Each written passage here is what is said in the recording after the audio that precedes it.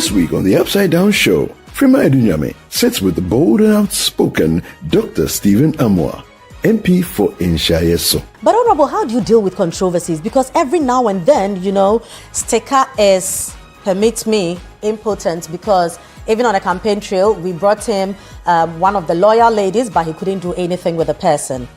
Whether I'm impotent or not impotent, it doesn't mean anything. But are you? Of course not. Okay. God loves me. If it doesn't go the Kennedy way, who among the five would you want to see become the flag bearer? Anybody that can let me know that will give MPP the highest chance of winning 2020. Feel the rhythm as Carlo Yaboy delivers a soul-stirring performance. I feel like you don't see I try, but I don't know what to do. Anytime you call me, you know I slide. I keep spending my life on you. You say get too much about my pride. You don't know how for what I do. You say get too much about mine. And watch creativity come alive with Audrey Bruce Vanderpoy. I don't know be there. No. Don't miss the Upside Down Show this Sunday at 7 p.m. prompt only on Channel 1 TV. Welcome to The Point of View. This is your favorite current affairs show here on Channel 1 Television. On The Point of View, we pick the right topics, get the right guests, and ask them relevant questions on issues that matter to you.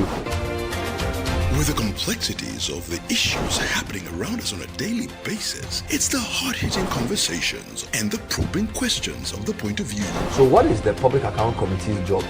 So what we do is to scrutinize, clarify, and find out why certain infractions have been made. What do these IMF programs try to do? The current program is for budget support. Okay. There are no projects attached. That teases apart the twisted entanglements of politics and governance, as well as religious and social discourse. The Point of View brings you the policymakers and duty bearers and drills down to the very bottom of issues. What authority do you have? The Point of View airs every Monday and Wednesday at 9 p.m. only on Channel 1 TV.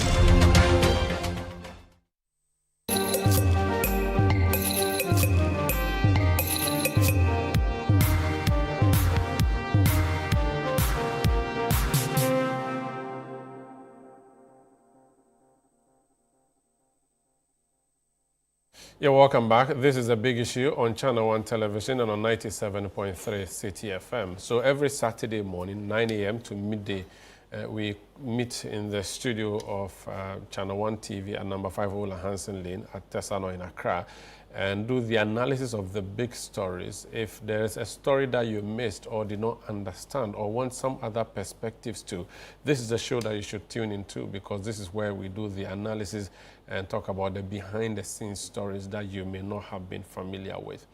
Now, there are major stories we are looking at today that would affect you, but there's one that affects you directly and the most. It has to do with the cost of fuel that you buy at the pumps. Now, over the period, we've seen a reduction in the price of fuel, but there appears to be a demand for further reduction, and there's one particular oil marketing company that intends to go further down for the benefit of the public. But it appears there are some stumbling blocks. The stumbling blocks being the state regulator and the law that has been put in place.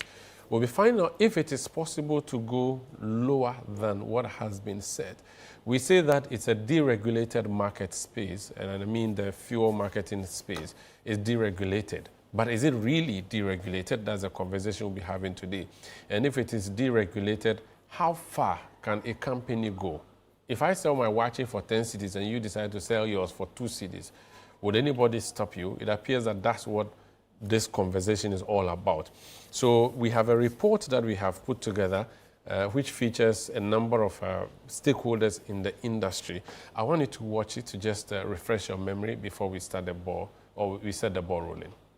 The managing director of GOIL, Edward Bauer, says calls for deeper petrol price cuts are undermined when some companies continue to sell petrol at around 9 cedis 97 pesos. His comments followed proposals from industry players, including Star Oil CEO Philip Tieku, who suggested selling petrol at 9 cedis 50 pesos per litre between 10 p.m. and 4 a.m. to support Ghana's nighttime economy if the price floor were removed. The price floor that the NPA sets is outdated and has got to go.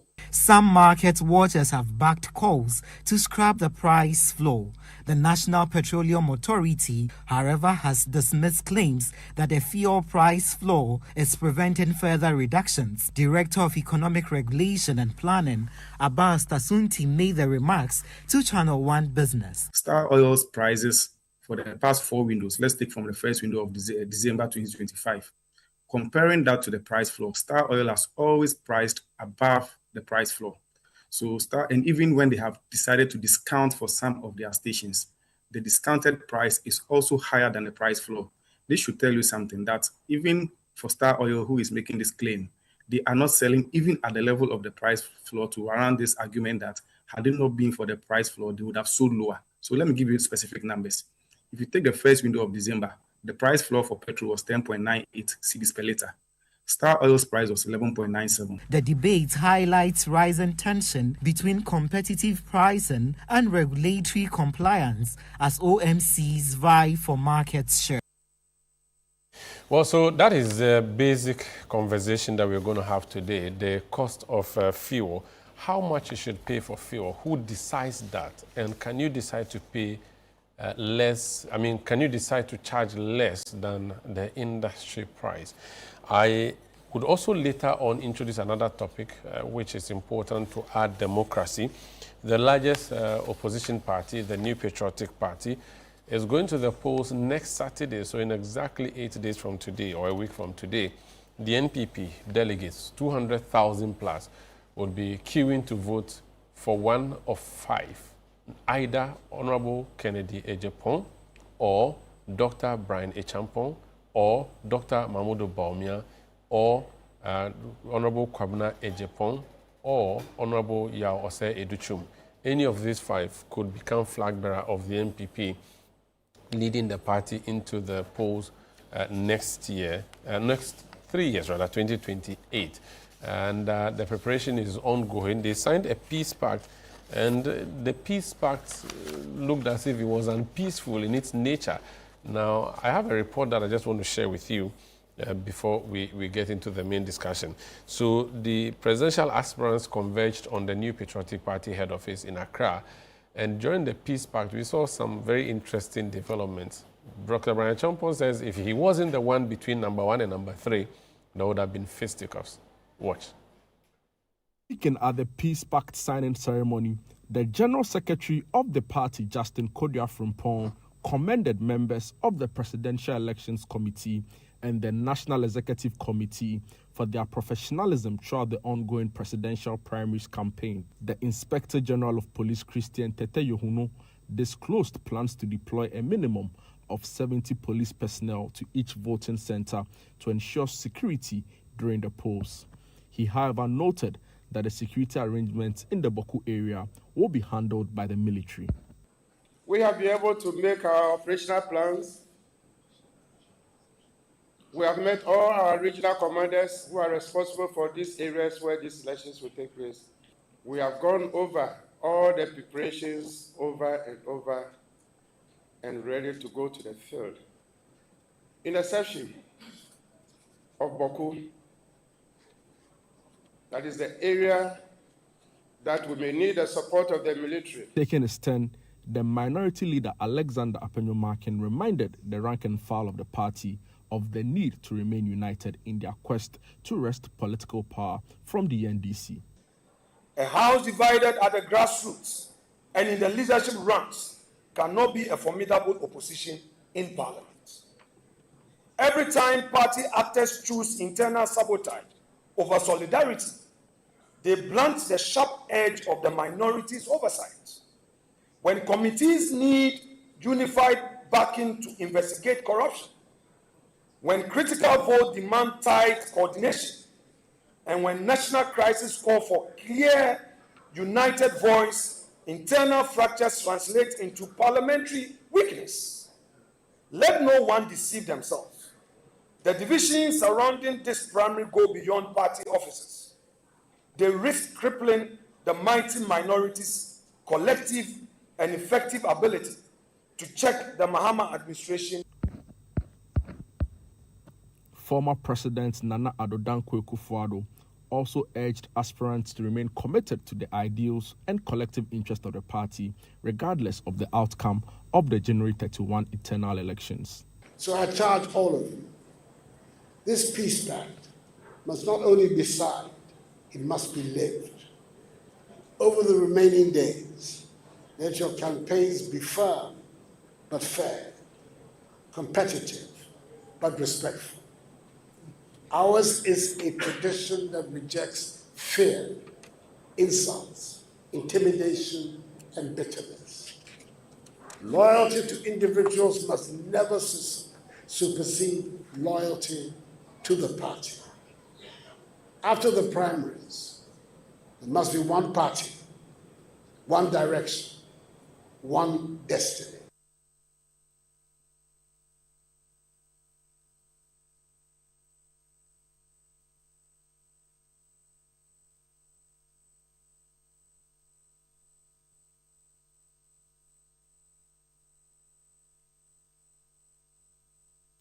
So that's the New Patriotic Party. We'll be dealing with that later on the show, but welcome. You can join us with your messages on the show. There are various options. Now, first of all, you can watch us on TV and listen to us on radio. You can go to YouTube and look for City FM or Channel 1 TV. You can also go to Facebook and look for City FM or Channel 1 TV. You can stream and listen live. You can put your comments under there. You can also go on Twitter, now known as X, and send your messages by mentioning my handle at Umaru Sanda or at City973. Do use the hashtag #TheBigIssue, the hashtag #TheBigIssue when you send your messages. If you want to go on WhatsApp, the numbers are 020-444-7033. So 020-444-7033. The alternative WhatsApp number is 0543 986 996. 0543 986 996. Send your messages and the world will get to hear. Let me introduce now my guest in studio for today's conversation. My first guest he represents the people who consume fuel, not consume like drink, but use fuel. From LPG to the one they use on the sea to catch fish, the blue one. I don't know that it's still, premix is still blue, I don't know. Duncan Amwa is his name, Executive Secretary, Chamber of Petroleum Consumers. Duncan, you're welcome. Sanda, thank you for having me. Do we still paint premix blue? We do. It's premix, right? That's what it's called, the one they use for the outboard motor. The outboard. And they said it's to prevent smoggling. But people have been smuggling it still. Of course. They don't. They still got a lot of petrol in there with lubricants. Yeah. So if you blend carefully, you will still be able to come back to the original product, depending on how much product you dump in there. So we have asked that they should take a second look at it. Probably allow the fishermen to buy their own fuel.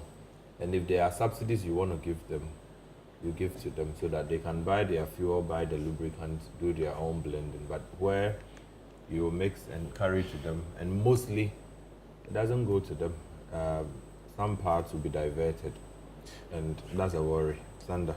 Okay, so is it pre-mixed by the OMCs, or they buy 1 gallon of petrol, 2 gallons of diesel, put it together to do premix? The blending is done at all. Oh, okay. So Thor does that. Okay. So you just go and load and say that it is going to a London beach, and some will go, some eventually don't go. So I have said if we did an audit of exactly what the fisher folks need, how much they need, we may not need to load 100 trucks every now and then in the name of supplying to the fisher folks, especially when it's not getting to them. Okay. Maybe they are using 60. And because of that, we have used the price stabilization and recovery levy, money that we should have put aside to give to BDCs or to the OMCs when there's a steep price differential, so that they don't go up very sharply or don't go down very sharply. We have rather applied that money to premix, and it's the Ghanaian taxpayer that pays for it. I have equally said, so if a trotro driver does not necessarily get to eat the fish that the fisher folks bring, he's only paid for a fishing expedition that he benefited not. Okay. We may need to look at it again. Okay, thank you, Duncan. My next guest in studio, he's a doctor. Are you a book doctor or a medical doctor? Because my mother and father, whenever I go with a doctor to introduce to them, then they say, oh, this is my back is paining. Then the person says, I'm a PhD doctor. They say, oh, what a useless doctor. So please, okay. Are you book doctor or PhD doctor? Are you? Oh, it's a PhD. Yeah, PhD. Okay, yes. Then my mother will not like you. Dr. Riverson Opong, that's his name. He's CEO of the Chamber of Oil Marketing Companies. How are you doing? I'm great. You have been in the news this week. He has also been in the news this week. No, he's always in the news. You have been. But you are in the news for not very good reasons. Well, it's all good. It's part of the work. How many OMCs do we have currently in the country? Today, in books, we have 229 229 companies. Yeah. And more are coming, believe me. But how can we only see 10, and out of the 10, only 7 are giddy, and out of the 7, only 3 are reducing petrol? More than 3 are reducing petrol. More than 3. 200 plus. Wow. Yeah. And more are coming. More are coming, I know. Why we don't have a ceiling for it? Like Parliament, we have a number of seats. We say we don't want to. We want to still keep increasing. The airline does not control the number of OMCs or PSPs that you can bring into the sector, unfortunately. And Duncan can bear with me that we've been advocating for stringent policies around that, especially those who are not non-operational but holding a license. Okay. So there are a number of people who have licenses but they are not operating. Yeah. Must you have a minimum number of fuel stations before you're allowed to have an Today is 7, but we have those who have 5, 6. And they are still operating. Interesting. Yeah, there's somebody who has 5 stations and lifting as many fuel as Total. And sending to Burkina Faso and Niger? Or where are they sending? Or claiming to send to? MPA knows. The last time I interviewed you, you said you didn't know that we have the Burka fuel station that people erroneously call Gao, the roadside one. You said you didn't know, and you also didn't know that we have the tabletop fuel stations in Accra. Have you seen it since the last time? Accra, I've not seen. Plenty. Accra, I've not seen, but when I went to Cape Coast for the Chambers Mystery Shopping, that's when I saw both tabletop and some level of Gao. Okay. Yeah. Okay. And you were shocked, I'm sure. Yeah. It means that there's a lot of work that you have to do. Yeah, we have a lot of work to do. Out of the 200 plus OMCs, how many are state, apart from Goel? Which one is state-owned? Only Goel is state-owned company. Wow, but they're private ones, Ghana-owned ones? Or Ghanaian-owned ones? I think the rest are indigenous, except I can say Total, Shell, Puma. Yeah, because engine has now... So Total and Shell, they are foreign, but so does it mean someone who has a franchise here owns it, which means indirectly it's a Ghanaian? You know it's listed. Okay. Total and Shell are listed companies, so they are Ghanaians who own part of Total and Shell. Okay. Yeah. You are welcome, Dr. Riverson. Thank you, sir. My next guest, the last time I met him, he was a doctor. Now he's a professor. Associate professor. Associate professor, because I wanted to ask whether Dr. Jinapo Professor Jinapo is aware that you have become a professor. So I'll report you to him. I'm an associate Professor Sharif Khalid Mahmoud, he speaks for the Vice President, Professor Nana Jinapo Kwajima. How are you? I'm doing well, sir. Everything good? By grace, I'll say Alhamdulillah. Alhamdulillah. How is the good old professor doing? You can see she's been crisscrossing ministries. Yeah, she's been very busy. Very busy and active. representing the president at key fora. Just 1 week that the president went away, no, she decided to shake No, things. it's not one. She's been doing this since last year. Yeah, I mean, but like last week one day was like, I think that's why President Mama quickly had to come back. No, not that. So it tells you that there's good synergy between the two. And also, President Mama had made a good choice and know that if I'm not in town, I have a very strong back. Okay, that's in a good. motherly figure. So she's fine. She's fantastic. I mean, this morning before I came in studio, we let me take this opportunity to pay a glowing tribute to the family of Kofi Wayo, who was part of our campaign. He passed away, so Prof is there, trying to commiserate. Oh, okay. Yeah, so she's trying to commiserate a few families. Our condolences. But since you mentioned Kofi Wayo, who knows where the other Kofi Wayo is, or the original Kofi Wayo? I'll leave that to you. Any of you know where the original Kofi Wayo is? Duncan, do you know? Riverton should have an idea. Oh, no. Let me say that we'll also be joined by Franklin Kujo, who is president of Imani Africa, and Senyo Hosi is an economic policy analyst. He once headed the CBOD, the Chamber of Bulk Oil Distributors. We'll also be joined in studio by Dennis Miracles Abuaji. He's a member of the New Patriotic Party and a pro-Dr. Baumia activist. You're welcome, everybody. Thank you so much. Let's start off with Duncan. Duncan, the conversation around the fuel price has been topical. For someone who is not sure, can you put everything into perspective for us? What the demand from the consumers are, what the OMCs are offering, and what the NPA's position is, and what can be done moving forward? Okay, Sanda, let me summarize it this way. COPEC is simply for the consumer, the downtrodden, the trotro person, the teacher that buys fuel in the morning. In such discourses, they may not be able to get their voices, projected or articulated. So we try as much as possible to do that on their behalf. What the consumer in Ghana respects are three things. One is affordability. The fuel should be pocket-friendly. It should be available. And then again, the quality parameter equally should be something that you can vouch for in a day. So Sanda, if you wake up to unavailability, is a problem. If you wake up to very high prices, it's a problem. And if you wake up to bad fuel, it's a problem. And so for us at COPEC, so quality, quantity, and then affordability. Okay. Exactly. The presence of all three is a desirable situation. Mm-hmm. You would want the fuel to be there. You would want it to be of a certain quality.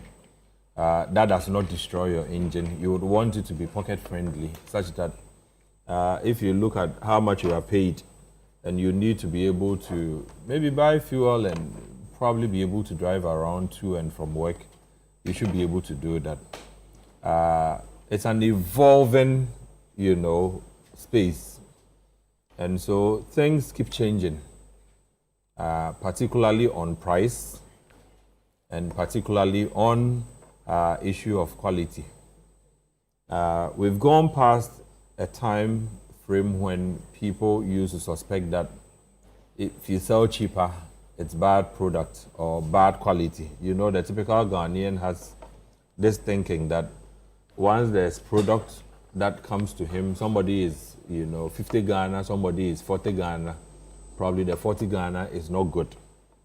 We've gone past that. Initially, we were even worried for some of the companies that were selling lower, thinking of sustainability, would they collapse themselves? They've proved over the period that they are sustainable. Then you come to the issue of quality, right? So you started by asking of premix, and other products, condensate that finds its way to be boxed with other products and sold to the unsuspecting public. Let me put it this way. There's a problem, okay? You have products that you don't desire to get to the filling station, getting there. We strongly believe that it is a regulatory lapse or a systemic problem. that needs to be dealt with, so that I don't go loading premix 100 trucks when the actual demand for premix should have been 60. If I do that, the remaining 40 will not be dumped on a school park. They would have to find its way, surreptitiously onto the forecourt where you and I will go and buy unsuspectingly. So there's a systemic problem that you would need to deal with. In trying to resolve some of the problems that has to do with bad fuel or off-spec or low-quality products getting on the market, one of the policies that the industry itself recommended to the NPA, as far as the interactions I've heard Dr. Opon engage in, says that they had requested that some of the initiatives that the NPA should put in should be a price floor. This came up in 2024. Our initial stance was to kick against it. So the industry requested for the price floor to be in place? Clearly, a section of the industry. It couldn't have been everybody. Okay. Some of the companies that felt there were price undercutting issues had also gone raising issues that you should put a floor so that it cannot be somebody is selling at 6 cities and is attracting all the traffic, and I am at 12 cities, I'm not getting much. When that came up and the NPA initiated the process, we kicked against it, outright. Our reason was that you were applying the wrong medication to a symptom of a problem. You know where the illegal or the bad fuels are coming from. If you sit at the authority and you say you don't know, then probably you've not been able to get out there to do your own fact-finding. What channels these products get onto the market from. If somebody goes to bring MGO, marine gas oil, you know what the vessels would need to power their engines, and is able to divert inland, and it finds its way to go compete with automated gas oil, diesel, that one may probably not attract all the taxes because it was siphoned. The other is paying full taxes. And so if you allow the illegality to go on, and you rather come to sanction the others doing legitimate business, to say that, look, even though you are being legitimate, I don't want you to go below a certain price threshold. We had a problem with that. And I say this again on the back of the fact that the period pre-2024, Sanda, we didn't have anything called price floors. So this thing came in 2024? Yeah, it wasn't there. It was not something. We had entered a proper deregulation phase July 1st, 2015. When government means free for all. I cannot continue to subsidize for petroleum products. I don't have the capacity to absorb industry losses, which later became known as legacy debt, right? Okay. And so I'm going to leave you the market to buy, do your full cost recovery, and add your margin or something. But government still, through NPA, had a ceiling. So there was a ceiling, but not a price floor. There's never been a ceiling. So you can charge as much as you want. There's still not a ceiling. You see, that is where the COPEC as a body would have a problem. So pre-2024, you had allowed the market to evolve. Okay, price wars had been occasioned. There were times that the bigger three then, which is Shell, Gold, Total, there was a scheme pricing. This one would wait on the other to bring their price, and then they'll go down by some 2, 3, 4 pesos, just to be able to say that they are even cheaper than the other, right? So scheme pricing had been occasioned. We were enjoying those price wars until 2024, when some had said that, look, people are bringing bad products and are able to sell cheaper. The basis we did not find funny, because if people are bringing bad products and you need to stop them. Stop the bad product. Don't allow the bad product to come to the pumps and tell them that instead of the bad product coming to the pump that the person says I could have sold for 6 cities, you must all sell around 9 or 10 cities, so that we are preventing bad products. And I don't think anybody will find this sort of argument, you know. So this useful. problem now should go back to government. Government should be dealing with it. Let me bring agencies that are supposed to be monitoring our security. Government agencies. Sometimes you hear they themselves are even complicit. I see. Okay, so there's the root of the problem is where we should deal with it from. Let me bring in Rivers and Doc. Duncan has just explained the price floor thing. It was non-existent until 2024. Yeah. Since 2015, it was a deregulated market. You decided to do anything you wanted. He said that industry or some members of the industry asked for the price floor to be introduced. Do you recall, I mean, you took over as boss at the chamber not long ago, but do you recall what led us to that? Which of your members possibly thought that they were being cheated and wanted the price floor to be introduced? And the deregulated market, how does it work in practice for your members? Right. Thank you, Sanda. And like Duncan rightly said, facts are facts. And the only thing that is close to the truth enough, if not propaganda, is the facts. So when the facts are on the table, we discuss it. It's true. There was no floor price or price floor as far as 2024. I think the first quarter. Okay. I joined in April when it was being reviewed. You mentioned selling price, it came up. We've discussed a lot of things. Also, it's true that it was the industry led by the chamber, at that time the Association of Oil Marketing Companies, that took this decision to MPA.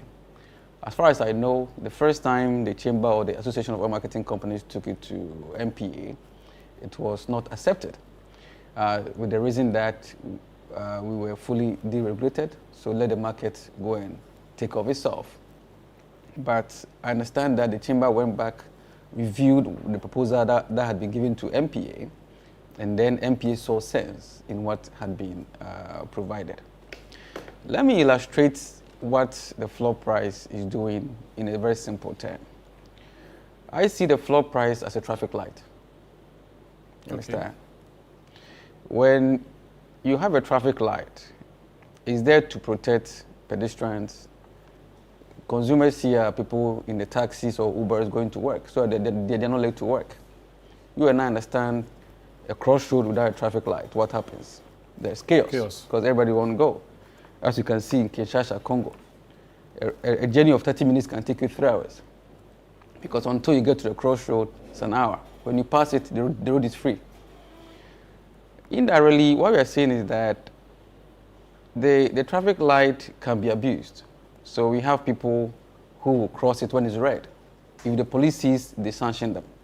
But Sanjay, you are aware that in Europe, there's no police standing at the back of traffic light arresting people. There are cameras.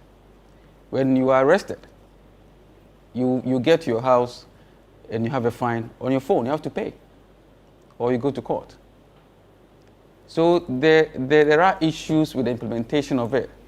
But it doesn't stop the fact that today, the floor price has brought certain level of sanctity in the industry. How? Many people will jump the traffic light, but it doesn't make the policy a bad policy. So many people will price below the floor price, but does not make the price floor useless.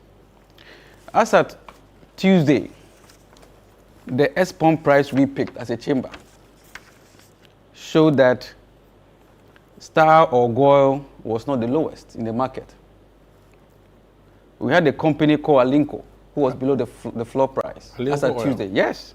He was selling at 9.78 when the floor price was 9.8. Onisma was selling at the floor price exactly, 9.8.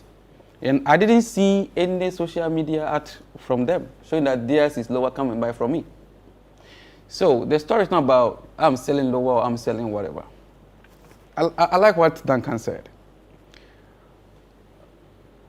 There should always be fuel available, accessible, quality, and also affordable. Because if the fuel is available but not affordable, how am I going to purchase it? But if it's affordable but it's not available, how are you going to purchase it also? So the floor price was meant to make sure that the businesses are not collapsed. That's the availability that he's talking about. How does a collapse come about? Now, let me say this. So, somebody will be close to you, and he mentioned about forgot to add the MGO, which thanks to the chamber and himself, we wrote to the Ministry of Finance to What take is MGO? That's the marine gas oil, okay, which was highly discounted, or let me say not discounted, but not taxed. And it plays the same role as which of the fuels? That's AGO. Marine so gas oil is just as AGO. Okay. It's just for marine purposes. Yeah, I mean, but it can be used for what? Diesel. It can be. It's diesel. Okay. So it was coming to the stations, diverted. So the question is, if someone was picking an MGO, which was not taxed as the other components of, as other fuels, and drops his price, and he's close to you, you that have gone to the market to buy at the right price. What happened was that most of the members were being forced to also bring their prices down so they could also sell. What happened was that 2013, and I came to see the debt list at GRA and MPA, which are still fighting for our members to pay, because it ate into their taxes or their own margins. So they intended owing the government in terms of taxes. Businesses were being destroyed. Remember, they've gone for bank loans to pump into the business. So MP thought it wise with the industry that time that, okay, then let's bring a floor price. So it will not even motivate you to go and even take an MGO into your station. And that's why I like what he said, that it's not necessary that someone is selling the fuel at cheaper price than is adulterated. You can buy fuel at a very expensive price and it might be adulterated also. Or you can even have water in it due to technical issues. So let's debunk that. So the myth around floor price is preventing fuel price to go down is wrong. Now let me take you through this particular selling price window. I'll give you a copy. Mm-hmm. We've gone around the market and we've picked the averages at which the BDCs are selling. BDCs? Yes. Mm-hmm. It's 5.75. The average is 5.75. As of this month? As of this window. Okay. If you add the taxes which are compulsory, which is 4.27 for diesel, for petrol. Mm-hmm. It takes you to 10.10. Mm-hmm. If you bought this fuel, this is the average. If you bought this fuel at 5.75 and you added your taxes, which are compulsory, and it gives you 10.10, tell me how you can sell below this price. Apart from I'm trying to. So right now, what we are doing is we are filling up a liter of fuel with its prices. Mm-hmm. So it starts with 5 what? The average is of 5.75. So you buy it from the BDC. That's the one who imports. Yes. Then government taxes. You can't do anything. You have to add. So it takes you 10.10. What else do you have to add? That's it? No, that's not it. Mm-hmm. Because remember, we have not added demurrage, which happens as and when today because of Lakan issue. I don't know which BDC can import without paying the demurrage. Okay. Is that way? Mm-hmm. Now, secondly, the BDC's operational cost or margin is not there. OMC's and dealers' margins are also not there. These three major components are not there. If you added all of those, what would it amount to? Or what would be the basic? No, you see, it also... But they are set margins, are they not? No, so that part is what is deregulated. Okay. That part is what the regulation is saying, that your margin, you can give everything out. So minimum is 10.10. We are making it look like as if the taxes on the component or on the product is okay. 4.27. Take this 4.27 out of it.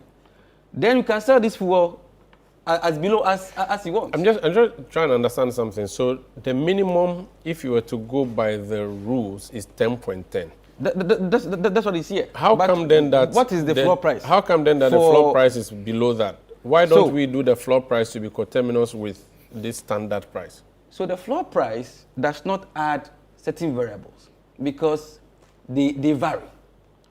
The premium, for example, it varies based on where you're buying your fuel from. Okay. Some get a high premium based on your risk, company risk, or wherever you're getting your product from. your Bidex cost also has an MPA factor that you pay per ton to MPA, which you can't take it out. Your own profit margin is also there, you can take it out. The same way the OMCs, your marketer's margin and your dealer margin is there. You understand? Which must be added.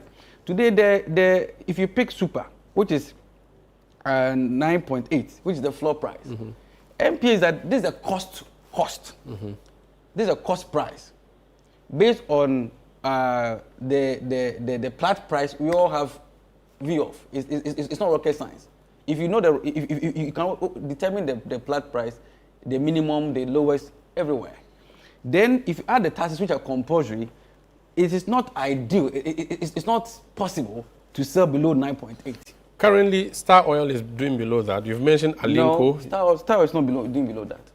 Star Oil. I'm saying they are doing below 10.10. No, so the floor price here is 9.8. Not the floor price. I'm talking about. I'm working with the calculation you started where the BDC price plus the taxes takes you to 10.10. That's the market price of the BDC. So, but remember, if you go to the floor price stipulation or calculation, the SREF for the BDC is 5.22. No. My interest is on the calculation we just. No, I want to ask a question. Alinco is below 10.10. You've mentioned another one. I beg you, please. No, just a second. No. You I haven't introduced you. You can say 10.10. Just for 10.10. Yes, thank you. That is a grammatical correction. Which it's a mathematical, not a grammatical. No, I'm saying that I appreciate you as my senior from Tema Secondary. I wasn't in class the day they taught. When they were teaching decimal points, I wasn't in class. So so that's fine. Thank you so much. Senor is a problem. So Dr. Rivison, 10.10. That is. If you were to go by the calculation, and I'm saying that Alinco and there's another company you mentioned. A lot of them are below. And Star and I think they are doing. So I'm saying that does it mean then that if you sell below 10.10, you are using fuel that you did not get through approved goods? No, I've already established that is not the case. Okay. You heard me say that. Yes, but and to support because I'm wondering why you reduce, because that means you are selling at a loss. This is an average because I am using 5.75 here, but the lowest is 5.5. Okay. You can get a 5.5. Okay. So that'll bring them. That's why I was taking you back to the floor price, which use the minimum without the industrial cost. So we should work with the floor price, which is 5.22. Is the floor price today binding by law? If you breach it, does anything happen to you? Yes, it is. Okay. So today, that's where the problem is. The implementation of it is an issue. And that's why I brought in the traffic light scenario. If I jam the traffic light and unfortunately today a police arrests me, it's an offense. But I use the case of Europe where cameras are there and they'll bring you your fine at home. So what should MPA or what can MPA do to help the industry to make sure that this beautiful system would work, so that it will bring fairness to those who can also price lower, but they're not pricing lower. This is the argument today. Duncan, you want to make an intervention before I go to Senor? Yes. I think, what's the international best practice? Do they have best practice in terms of price ceiling? What's the international best practice? International best practice is no. When you go to Cote d'Ivoire, it's still regulated. It's regulated, not deregulated. I'm coming. For deregulated capitalist markets, like in the US, it is not regulated. It is not regulated. Okay, Duncan, you come through with your. So, Sanda, what I was trying to intervene for is to say that certain assumptions are being made. The assumptions may not always be correct. Okay, you do average pricing for a period, a 2-week window. It does not, however, mean that my stock levels are procured within that particular 2-week window. So the assumption of average BDC prices today being 5.7. A week or two ago, it was 5.3, 5.4. Previously, it could have been even a bit lower. So you may benefit from a windfall? I may be benefiting from products that I bought a month ago or 2 months ago. But all that fuel price have been coming down. So if you bought it 2 weeks ago, it was higher than today. More expensive. No, you see, not necessarily relating to this. Yeah. If you say it's rather gone up for this window. This particular window, the prices you are quoting are higher than what it was last week. And I can put this on record. Okay. So if I bought products last week and you set your floor prices based on what you have this week, my numbers would not tally with yours. And I'm saying this again. If I bought product, Senor, Seaboard, he's done so much work. If I buy from Senor, right, at the time that the exchange conversion to me, I buy 10 million worth of product from, let's say he's a BDC or Sharaf is a BDC. I buy product from him at the time the city was trading at 12, right? $10 million worth of cargo. That's what he sold to me. I was to pay about 120 million eventually. If I go back today and the dollar is now about 10.4 because of autoforcing and whatever magic, what it means is that I may require lesser to offset that cargo.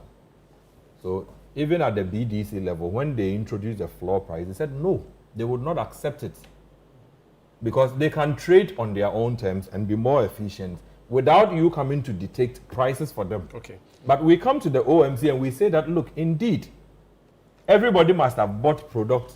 That's why I said the underlying assumptions could be factually inaccurate. Okay. Somebody could have bought a product a month ago, could have gotten it cheaper because he went to pay cash, could have gotten it cheaper because of trade terms he has with the BDC. He needs to sell. He says he wants to go down. And you say, no, the averages we have for a particular window should be 9.8. If my variables takes me to 9.7 something as Alinko has done, you should allow me to do it. Okay. For the benefit of the consumer. I'll come back and ask all of you around the table whether we should maintain floor price or not. Let me bring in Senor. Senor Hosi used to be the CEO of the Chamber of Bulk Oil Distributors. He finished Tema Secondary School in 1997. He currently heads Cleve and Tove. He is an economic policy analyst. Senor, welcome. Thank you very much. How are you doing? I am well, and good morning, Your Excellency. Happy New Year, and please, where are the kingpins? Maraku, kingpins are they? Which of the excellencies are you talking to? Your Excellency John Dramani Mahama. Good morning. Indina Olo, Maraku, kingpins are they? What does that mean? Where are the Galamsey kingpins? We are waiting for them. But why are you asking him? He promised us that he will go for kingpins. So the Galamsey fight, it hasn't stopped till we get the kingpins. 1 year has passed, clean. Okay. No kingpin. Okay. And please, Wood to me is not part of the kingpins. Dr. Sharif will send He is the king of the kingpins. We have dealt with that one already. We identified it and flagged it. So he should tell us, and they are in court, so they should resolve that. Okay. The kingpins that he has come to identify, outside of the wound to me that we had alleged that he was based on the evidence that we had. Kingpin. You said maybe that's a capital kingpin. That's the end of the kingpin. Then what kingpin? Because that's the floor price of the kingpin. We had already done we had already done. As you can see, we are doing above the floor price. So we don't want floor price. Floor price, we set it ourselves. Okay.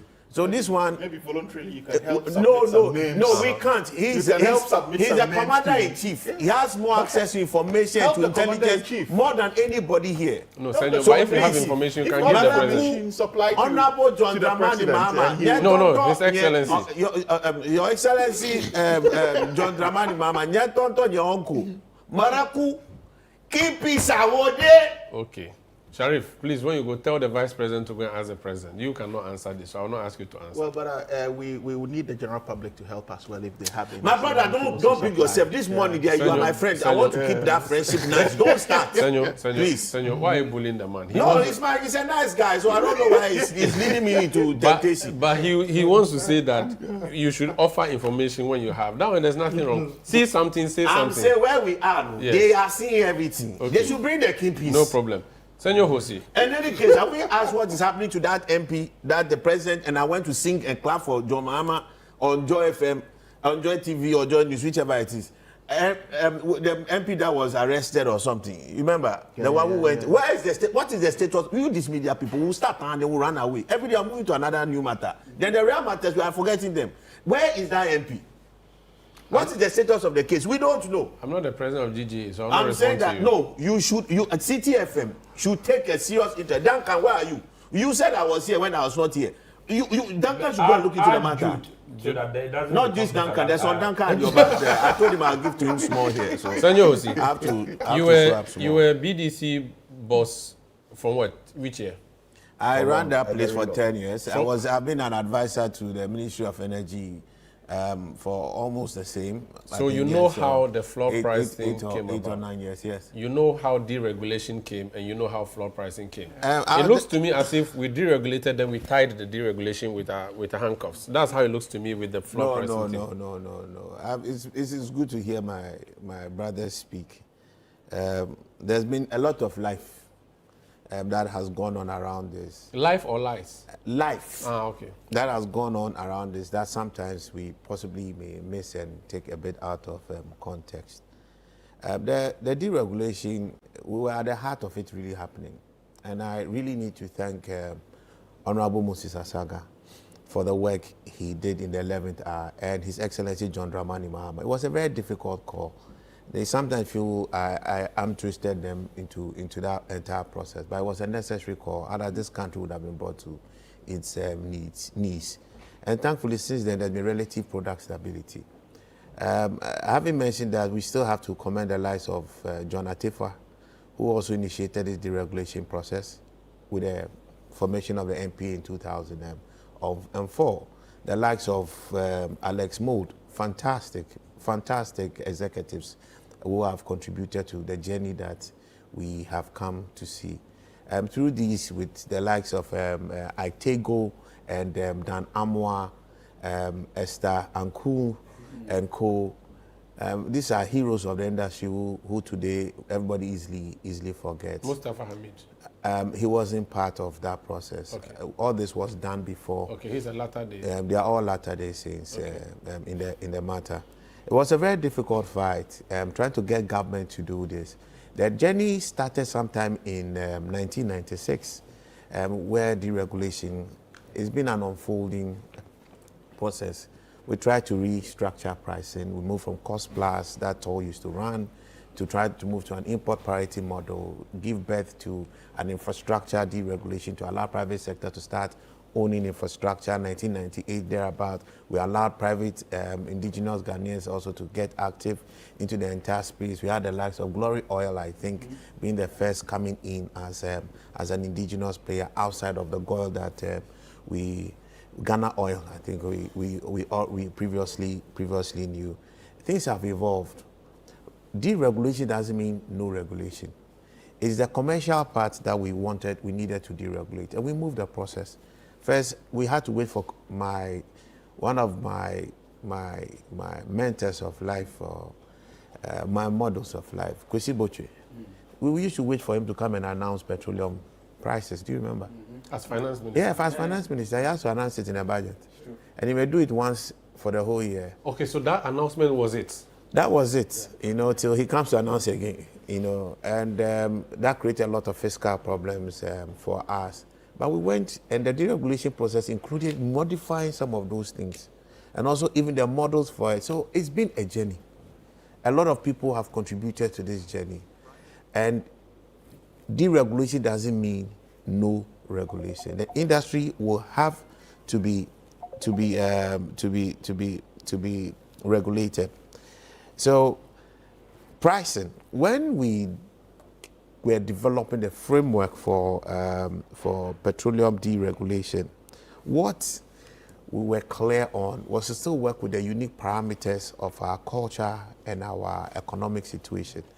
So, to answer Sharaf's, Sharif or Sharaf? Sharif. Sharif. Sharaf is the president's son. Yes, Sharif. I don't know why somebody said Sharaf. I got confused. No, well, I mean, the people interchange them. I don't really, I'm not fussy. I mean, like you want to be the president's son now. He wants to organize boxing tournaments. Sharaf is a very fine gentleman. I think his boxing organization work should be supported by all us. Boxing was dying. Yes, no, that is a different matter. Go back on track. The father in his person. But go back on track. I'll attack him in his office. Okay, it's the office that can help us solve the things. The office that promised that. So we want the office. King Peace, would they? So back to my matter. Because you just celebrated Sharif, Sharaf have to celebrate that. I'm so proud of what he has done. He's brought hope to the industry. But there He's are brought people on meaning social to media. lives that have had aspirations in that regard. There are people on social media who are saying when Nana Akufo-Addo's daughters were engaging in entrepreneurial business, they were being attacked. I don't think any of this has to do with the idea of anybody getting entrepreneurial. No. Sharaf was doing this before he actually became, his father became president. You remember? And it's taken a lot. That young man needs support.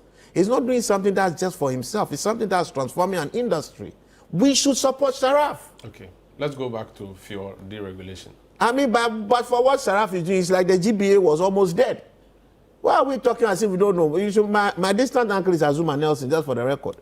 So I have a certain sensitivity about boxing. You have bulls from Santa. For me, my race, I'm proper, of course, multicast. Let's come back. I'll keep edging you on, but let's come back. Yeah. So let's come back. So you're saying that deregulation does not mean no regulation? Deregulation does not mean no regulation. And so, Sheriff, the idea of best practice, effectively, from a policy perspective, there are learnings to be taken from other people, but hardly any best practice. It has to be unique to the particular economy and the complexities around the economy. So you have to look at what's optimal, all right? And there are incentives for everything.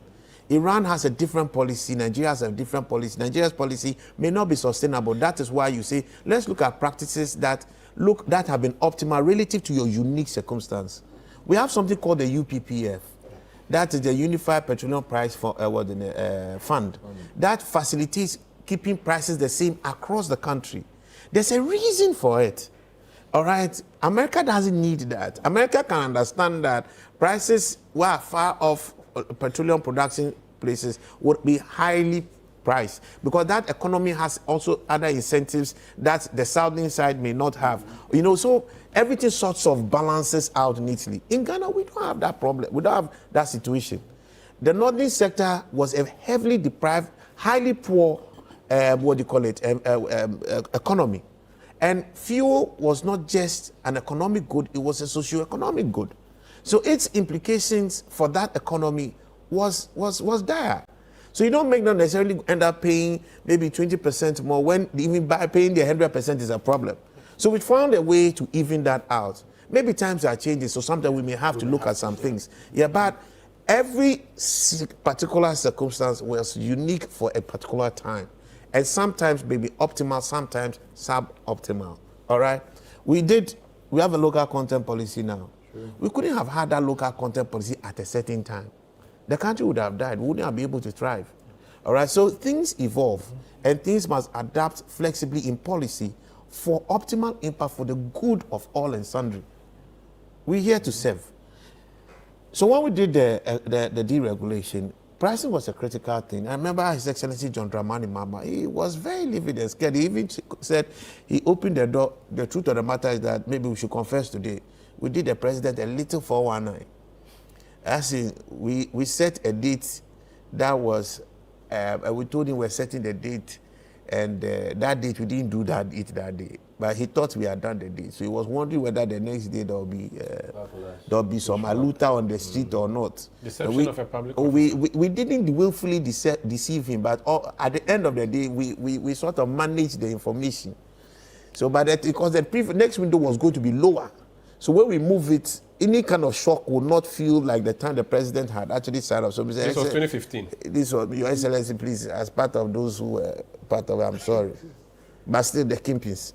Okay. You know, and the president did well. It was hard. It was a hard decision. No president has been able to take that decision since we took over during our Champon days. No. The deregulation. Nobody, commercial part, the pricing part, nobody. So it was a bold move. It was it's the boldest move for the sector. The boldest, in my opinion, economic move John Mahama did in his first term. And we've benefited as a country. Absolutely. But we have not optimized the benefits. Okay. in Ghana, our reaction to things is a problem. When we get some, then we just try and create a new problem. That's what we stand. So we started the deregulation in 2015. We've been managing it, and then we decided to do an audit, and that's when we decided to bring the price floor. No. All right, this price floor matter has a history. Let me situate it properly. When we did the pricing structure for the deregulation, everybody was supposed to still keep prices the same across within your company. You don't have Accra price separate from Tamale price. For the same company? For the same company. Okay. All right. So that was the first thing we put in place. But every price that you put out there, you must first of all file it with the MPA. Okay. All right. So you need approval. You approve. You or not information approval. for their information. Because they have a responsibility to monitor. Okay. I got into the MPA Act as binding today. Okay. So you have a responsibility to monitor. So you must report and make sure they see it. They also have a certain responsibility to evaluate and also assess the reasonability of it. You understand? And so that was how we structured. So this was pre-2024? This was pre-2024. 2024 just came to formalize something that was lacking a bit in the background in some form. There were conversations, there were consents. Prices, contrary to what His Excellency the President was worried about, that prices would go up. I had to take time to let him know that BDCs are not one company. Senior C is not BDC. It's a number of companies who are competing, trying to eat themselves up every day. We are so competitive that even when there was regulated pricing, BDCs go around and start undercutting themselves, giving people discounts. I remember Alex Mode calling us one morning and saying that they were going to revise the regulated pricing framework for BDCs, reduce it by $10 because he hears that we are giving $10 discounts per ton everywhere. So we might as well give it to the public officially.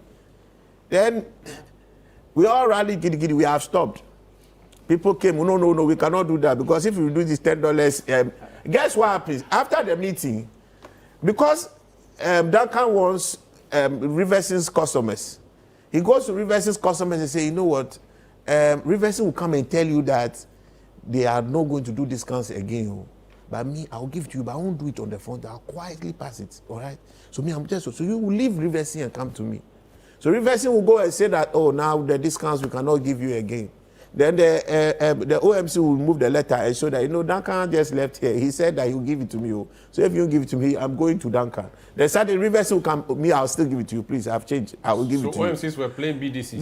They were playing them. So that kind of discounts thing and try to find ways to cut down does not work. You cannot unitize the problem. The people are too hungry to kill each other for them to unite over any single matter. Should we have a price floor for BDCs? We'll get there. There is. For the BDCs, they have also... Right now, the framework they have, there is. Okay. It's a floor. It's not just OMCs. The OMCs are just off-takers of the floor that you have from BDCs. Okay. So it's a ripple effect. The problem really was there. And I'll just take you back to school a bit. And as a former lecturer, on this particular subject matter, you have to understand where policy sits as far as downstream fuel operations regulations. There are four cardinal things. One is supply, the other is safety, quality, and also pricing. These are the four cardinal points of regulation at any point in time. The foremost thing is to assure supply. All right? What you don't want is a low price without products. What you don't want is a low price with suboptimal quality that destroys the public. Because there's a responsibility to protect the public. So these are the four things that really guide you. And you need to make sure that quality too is within a certain framework that's sustainable for an economy and also for the aspirations of a country. All these things really define how policy decisions should be made. So it is not just commercial. It is not just price. Everything comes together to make sure you sustain policy effectiveness for the economy. Let's take the MPA Act as is today. There are clear objects for which this act was born. I take the MPA Act 691, yeah? So we take clause 2. 2.1. The object of the authority is to regulate, oversee, and monitor activities in the petroleum downstream industry, and where applicable, do so in pursuance of the prescribed petroleum pricing formula. To achieve the object, the authority shall monitor ceilings on the price of petroleum products in accordance with the prescribed petroleum pricing formula. Very right. You remember there was a reference in one that where applicable, it should do so in pursuance of the prescribed petroleum pricing formula. And here it talks about monitoring ceilings, not floors. All right, so but it all gets interesting as you go on. I move to D. Provide guidelines for petroleum marketing operations. E. Protect the interests of consumers and petroleum service providers. You must manage the interests of both people. It also talks about promoting fair competition amongst petroleum service providers, fair competition amongst them. Conduct studies relating to the economy, efficiency, and effectiveness of the petroleum downstream industry. It is a complex responsibility. They must ensure fair competition. They must protect the interests of consumers and also the interests of service providers. Because if you don't manage the service providers well, their products may not actually be available for consumers to also be protected. So we often make some wrong assumptions in thinking that it's only just about the consumers and what's it's both ways. So it's the regulator plays a fair balance. Put a balance around things. Okay. So if to promote fair competition requires a floor price, it would have to look for guidelines to support that. Okay. It has a responsibility, as indicated, to provide guidelines for petroleum marketing operations. Petroleum marketing operations include the pricing by the petroleum marketing operatives, which are BDCs, OMCs, and people practically in the whole supply chain. So, Senor, this is why the NPA has been mute on whether or not to reduce the floor price, because they are protecting the interests of the provider as much as they are protecting the interests of the customer. They have to do both. So we come to where and why we actually got to this idea of a price floor. So BDCs were the first group of people deciding to kill themselves. I have not seen a bunch of educated people who decide to be so uneducated. Why are you attacking your own members? Oh, it's a fact. It's not, I don't do but this. these are your people. No. But they themselves, they say it. Yeah, but your former CEO. And protect so them. That's your duty. Well, yeah, I tell them. Fiduciary. No, don't worry. When I was sitting there, I told them themselves directly in their face. So I don't have a problem saying anyway. They know. So they are cannibalizing. The people who play this the MBA holding, landing school, Harvard school students are with all due respect. It's okay. It's the Zamrama OMC people who play them like Chaskele. It's okay. And what they were doing was endangering the ability to sustain supply, and not even just that, destroying the financial system. So that's BDC. Let's come to OMC. You relax. I don't have a lot of time for you. You decided to ask a teacher to come here. No. So you will get lessons. Put your chalk down. That one, I'm not going to do social commentary. Yes. I'm a professional in this matter. I'm a teacher. Your predecessor was my student. All right? Yes. In fact, the former MPA CEO was my student. Yes. And the current MPA CEO was my student. Back on track. So I have to teach properly. Back on track. What you have is a need to ensure economic sanctity for the sector. Yeah. If you don't, you run down the Ghana's financial system. The banking crisis we had, there were reckless acts by banks, but a good part of it was a function of the BDCs. We would have actually had a banking crisis sometime in 2016. But for the likes of the former governor, Nasiru Isaku and John Dramani Mahama, and we don't celebrate this man enough in Misata. But for them, who put their foot down and identified it and made sure that the petroleum and the energy sector could respond to policies to insulate the financial sector from crashing because of this downstream sector, which is the BDCs and also the power sector at the same time. That's how ESLA was born.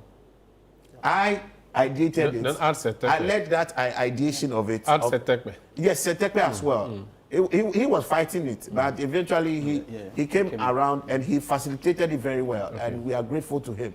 All right, so there is a relationship between petroleum and the economy in a very deep manner. Outside of inflation, outside of all those macroeconomics, actual financial sustainability of the economy. So you can't say you guys keep doing whatever you want.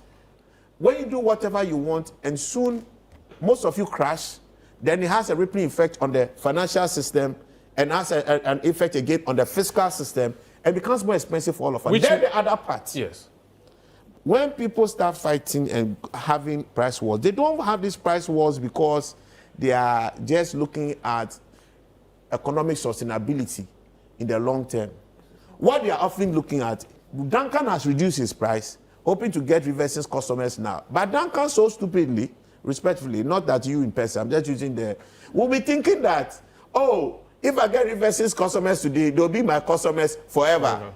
No, they can go back. They will just go back. There's no loyalty in this matter. So, Senor, when let me tell you what happens. Now, if Duncan is running his business and Riverside is running his business, and Duncan has played that smart move, and he's losing his customers, and he thinks that he can't make so much losses, then people start getting creative, doing illegal stuff, try to evade taxes, try to now bring in suboptimal products, smuggled products. So that they can keep up. Again, when those that they can keep up, what happens? You are not protecting the consumer. Okay. The consumer is going to be suffering. Okay. The government itself is economically suffering. Okay. All right. Then when he sees that, Duncan say, it's, well, I want to do my things properly by just giving an economic incentive.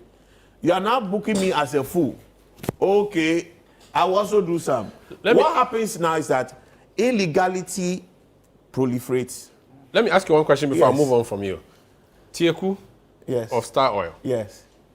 Edward Bauer of Goya. Yeah. They appear to be the two engaging in the price wars on social There's media. No price the wars. breakfast and all of that. They're all doing question, cosmetics. if you had them sitting in front of you watching you now, what should they do? What must happen in the space? Because others may join. Look, honestly, I've spoken to Tieku. I'm not too sure what... I want to believe that he's been misunderstood.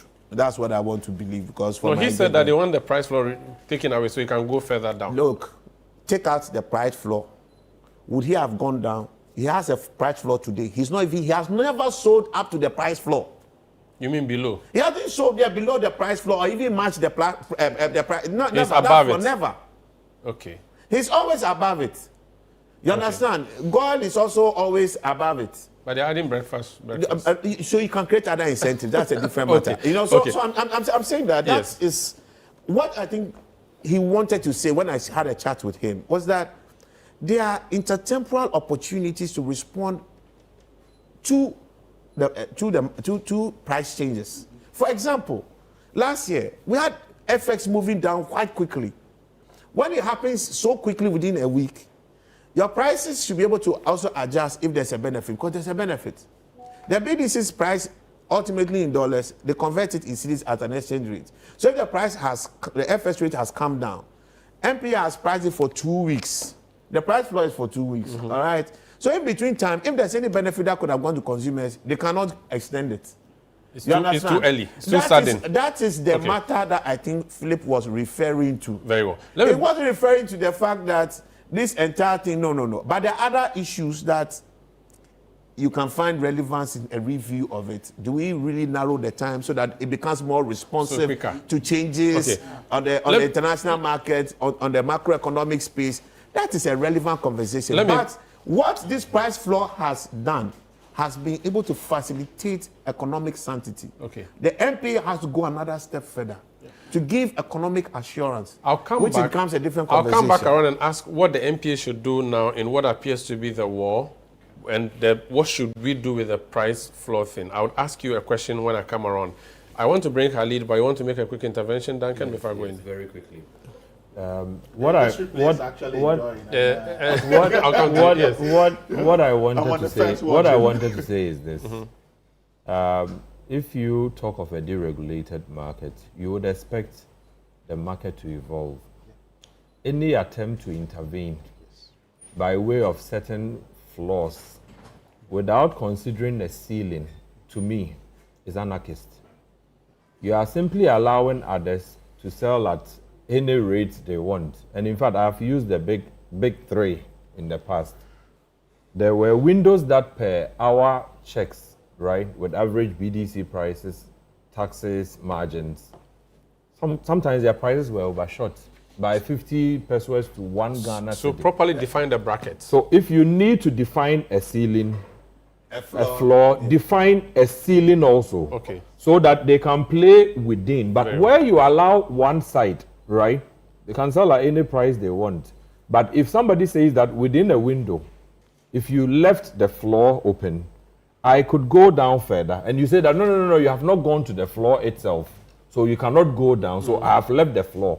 Alinko has showed you that they can go. Per this window that they can go. Okay. So, okay. Let me just give some kind. People don't want to hear from Khalid. No, it's a leadership matter. He's an economic I'm learning. You see, one of the things that has happened in the industry is Duncan. Great intervention. He has given representation to people who had no seat at the table. So Duncan, congratulations. How you sustained it, I always look at you in awe. I mean, it's somebody that we really need to appreciate for in this year. He's done a great job. Again, you've forgotten a bit. Part of your advocacy, when we were starting this, when you got involved and you came to my office, we all engaged this thing, was the same thing you are saying. So in the monetary, before we came to official price floors, we said when the complaints were coming, was for us to now, was always the ceiling right from day one. And I mean, we went through that process. You were part of that advocacy. So they don't publish a ceiling, but the ceiling sits at MPA. So there's a ceiling? There is a ceiling. What is it currently? Why don't you publish that? No, they don't have a need to. Okay, but what is it? No, I'm just telling you, so you just know. No problem, but we know the floor. What is the ceiling? I don't have the ceiling for today, but what was the last one? Before I left, I'm saying that. If you say there's a ceiling, we have to. No, it's a policy matter. So it's not a matter of giving you act and I call MP and ask them. I'm just telling you that there is always a MPA didn't tell us that there's I'm just telling you, look at the act. Okay. It's not like this. Maybe they haven't implemented it. No, Robertson says it's there. Maybe he knows. No, it says in the law. But you don't know it's one thing being in the law. I'm just telling you. So it's one thing having the thing in the law, another thing having it in. So it's possible that it's not there. I was in there. Yes. And I'm telling you, while I was there, we had ceilings. You left many years ago. Oh, that's what 3.5 years Senor ago. used to publish those ones. Your maximum indicative. Your maximum indicative. I used to do that. Yes, you used to do that for industry. Yes. Okay. But the MPA, we all had set estimated margins. We have consultations with the OMCs. Now some go above the margin. Now some of them go above the margin. It's okay. Hold on. It's okay. Leave the debate for me. I'll come back. Let me wrap this part up so that we all know. Yes. Let's not assume that because you have publicly held a floor, there are also no ceilings. That's what I want you to know. Very well. That in policy terms, when we did this price review, I was part of that pricing committee. We put a structure for ceilings. So when people go above it, they call you. They will call you internally, come and explain why. You know, because if somebody's gone above it, doesn't mean the person is necessarily looting. Maybe the person has got a unique problem. You understand? FX has moved beyond what you have estimated. Or prices at the time I bought has moved. So I want you to know, and the public should know that MPA in policy, unless something has changed. Very well. Thank you, Senor. Has a ceiling. Lawyer Eduji Kujo Tamaklo, Senor is just drawing our attention to the fact that in your act, you're supposed to have a ceiling. Can you please tell us what that ceiling is? Publicize it, since I don't think it's against the law for you to publish. So we'll be waiting to hear from the NPA. Khalid, let me bring you in. I would advise NPA to publish it anyway. Why? But you used to publish it. No, I did that. Because you're a renegade. I can do that. Okay. Now the reason is when you suggest you have price deregulated. We want to know. No, it's good to know. The moment you actually start publishing that, you send a different information to the market. Very well. invariably reversing the idea of deregulation. Let me hear. Let me hear. Okay. There's three industry people. Gentlemen. Hello. Senor Riverson Duncan. Please hold on. No, I'll come to your side. Khalid, let's hear from gentlemen. Let's hear from Prof. Khalid. No. I don't want to hear what you think now. Let me hear Khalid. Getting access and publishing it. No. Okay, if you are publishing it, yes, you have the same effect as MP. Okay, you leave it. You leave that. Let's talk about you. My question to you, Riverson. That is true. Riverson. This was before the floor price. Riverson. Gentlemen, I'll come back to you. When we were reviewing the floor price. Okay, you know what I'll do? If you people will not hear me, let me take a break. When I come back, this is the big issue on 97.3 CTFM on Channel 1 TV. When I come back, I'll hear from Prof. Khalid from the government side, and also Franklin Kujo, who is an advocate of a free market economy. Please stay with us.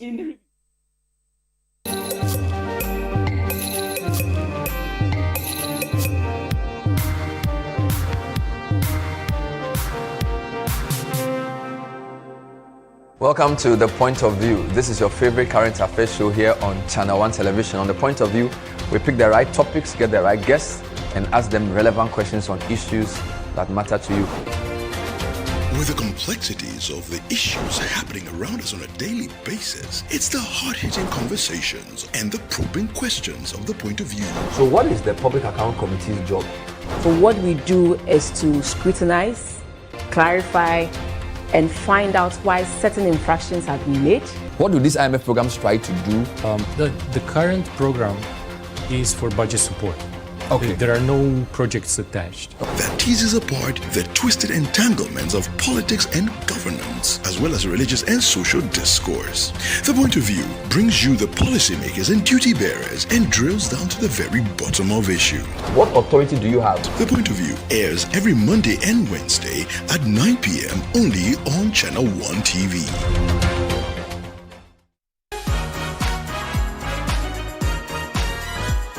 This week on the Upside Down Show, Frima Edunyame sits with the bold and outspoken Dr. Stephen Amwa, MP for Inshayeso. But Honorable, how do you deal with controversies? Because every now and then, sticker is, permit me, impotent, because even on a campaign trail, we brought him one of the loyal ladies, but he couldn't do anything with the person. Whether I'm impotent or not impotent, it doesn't mean anything. But are you? Of course not. Okay. God loves me. If it doesn't go the Kennedy way, who among the five would you want to see become the flag bearer? Anybody that can let me know that would give MPP the highest chance of winning 2020. Feel the rhythm as Carlo Yaboy delivers a soul-stirring performance. I don't feel like you don't see I try, but I don't know what to do. Anytime you call me, I know I slide. I keep spending my life on you. You say get too much about my pride. You don't know how for what I do. You say get too much about mine. And watch creativity come alive with Audrey Bruce Vanderpoy. I don't know be there. No. Don't miss the Upside Down Show this Sunday at 7 p.m. prompt only on Channel 1 TV.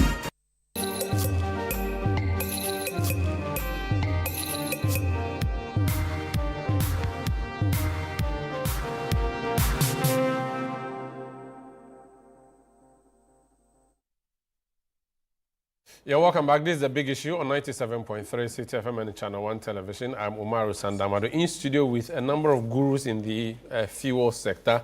I have an economic guru before me. I don't know whether he wants me to call him that. Franklin Kujo is joining me in a bit so that we'll talk about this deregulation, the price floor, and the issues of how much you pay at the pump. Prof. Khalid, no, I'm still... as government person, for you, it's exciting that fuel prices are going down. Hooray, everybody is celebrating. Very exciting. But it appears to be a difficult balance where Yes, let the public enjoy, but also don't collapse the industry. That appears to be what I've picked from the discussion so far. What's your position? Yeah, before I walked in studio, I think I was having a conversation with your producer, which ties into what Senor was saying when we talk about, and trying to undercut other players in the industry. But you don't keep those customers for a very long period of time, because you're telling me, if you look at the Star Oil scenario, that the guy sold X number of liters in a day, and I went like, but this is not sustainable. For the optics and the marketing of it, you can say that happened at a very specific period of time. But moving forward, are these customers that have come to stay? Possibly no. But you see, this is a very interesting thing. I was part of the build-up to all of this in terms I think 2014, 15 thereabout. Okay. I remember during the time of Amabua, right, where we You were at the energy ministry? No, I wasn't at the energy ministry, but we played this auxiliary role because we were all scared about how the industry would take this. It was a big deal. So communicating it to the public was actually a problem, right? The BDCs, OMCs, the association, industry players were not very welcoming of it. It looked like they were going to clip their wings. Right, so it was a big deal in terms of, so I remember myself and current regional youth organizer Mustafa Idrisu, Western region, how we used to, together with Amabua, work around this in terms of communication purposes. That said, you see, we are in a market, our market, where we lack competition laws or regulations. When that happens, we tend to have powerful regulators. Very, very powerful regulators. So as to whether they are doing the right thing or the wrong thing, they become very powerful in the absence of competition law. Right. So that vacuum within a liberal market makes us become a bit regimented in regulatory processes, which have excesses in regulation. And this is what we begin to see. Right. The implementation of this has come and gone. Right. And rightly so, as everyone is agreeing on this table. It's been over a decade now. How are we beginning to tweak these things? What is the prevailing circumstance of the time? And I intentionally asked the question of best practice to see how we can guide ourselves moving forward. Right. So which begs the question of, are we really even practicing price floors in what is happening? Because if you look at the build-up, right, if you look at the forex that comes, what you call the key variables of it, and the rooms for margins, is this really floor pricing in practice of it, or in the practical sense of it? So this is where I think that industry players, in all the engagements or the banters we've had, to really rethink this, have some tinkering around it, and see how we can guide ourselves in actually communicating or what to have in terms of practice. This is where the NPA and other regulators come in. Can the NPA do this without making the government look bad? Because at the end of the day, you also want votes. No, as a regulator, you're independent.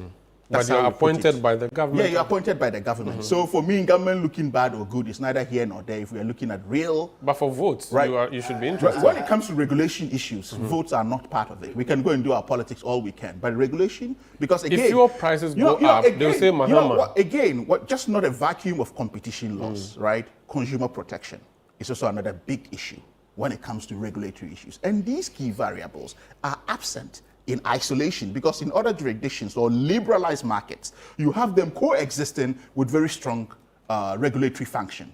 But here, the regulator becomes a one-stop shop for all of this that either arbitrary or discretionary applied, even though there is existence of the law. I could see Duncan and all of us struggling when we asked whether there was a ceiling.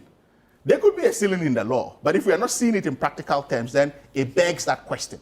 And when that happens, and there tend to be regulatory void, even in communication, the spiral effect could be massive. And we're talking about this affecting economy. Look, fuel, it runs across the entire value chain of the economy. Massive, from food prices to the road network to transport fares. So that's why transport fares are especially in the absence of public transport, which makes this industry a big deal. So in actual sense, as Senor rightly say, it's a fulcrum of the economy, because you look at the BOG playing a critical role here. You look at the energy ministry and the finance ministry, and we've moved a long way, as we've all been revealed to, where you had a finance minister who used to stand before parliament on a podium to announce fuel prices to where we are now. Yeah. So are we at a good spot? Maybe, maybe not. What's your view on removing both the ceiling and the floor? I don't think it is about my view of removing the ceiling and the floor. It's my view of what is practical and fit for purpose, right? And the exigencies of the time. So and what the is movement of the practical? time. So what is practical? So we ask ourselves, we're actually practicing price floors, right? And yet we have a certain discretion of margins to play with. We have a certain discretions. But mind you, there's also a build-up to the road fund. I mean, the ex-refinery and, you know, all of that ex-pump prices. So with that coming in the build-up to that, that is still an administrative point of view, and that is lauded in it, whether we don't have a say to that. So yes, because that is static. So is that a deregulated market? If you ask yourself. So for you, is that a deregulated market? So it's a partly deregulated, or it's deregulated, but with a few. No, I mean it's a learning process. No, gentlemen, I'm not asking you to come in here. I'll come to you The all. market is not deregulated. Okay. I'm just asking questions. So it looks like it is, but it's not. No, it is deregulated. Okay. I mean, we have deregulated. But with shackles. No, well, you may want to call I'll come to you. I'll come to you. I'll come to you, people, please. So it's the turn of the handsome men to talk. Yeah, and as you're moving on, this guy is very distracting. And as you move on, you tweak it. I mean, regulation is never static. Thank you. Regulation is never static. Right? It evolves over time. But then we have to ask ourselves, how old is the act in and of itself? How old is what we've been doing and what has been happening in and around, and what could we change? You know, we have neighboring countries, and where we have problems with some of these sectors, again, where we have issues of smuggling happening in the next area, you look at the regime or the regulatory regime next door, Lomé, which is probably 3-hour drive from here, you know, Abidjan, right, by road or by air or by whatever you get to.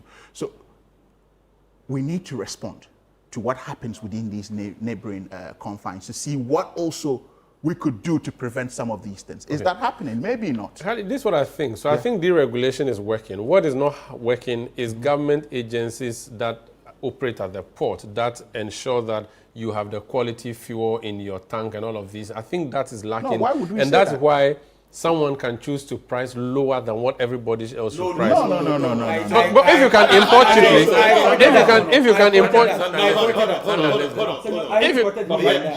if you can import cheaply, or you can divert what is meant to go to abroad and do it here, then you are allowed to. Then that will be the basis.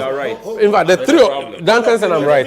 Listen, Senyo, you've not been fair to me. I'll come and give all of you 5 minutes each. I want. It's quite dangerous. No, I said it's an opinion. Opinion. Duncan agrees with me, and he represents consumers. Absolutely correct. When I come back, Senyo, when I come back, you respond. Let Khalid land. I mean, for me, again, industry players help me here. This 2 weeks window, you know, of the regulator stepping in, and putting price in and out. You talk about old stock, you know, that still also creates room for certain dodgy stuff to be done. I mean, forgive my use of the word. So, but is that the right thing? Like, is it contemporary to still for a regulator to be stepping in every fortnight? Very valid point.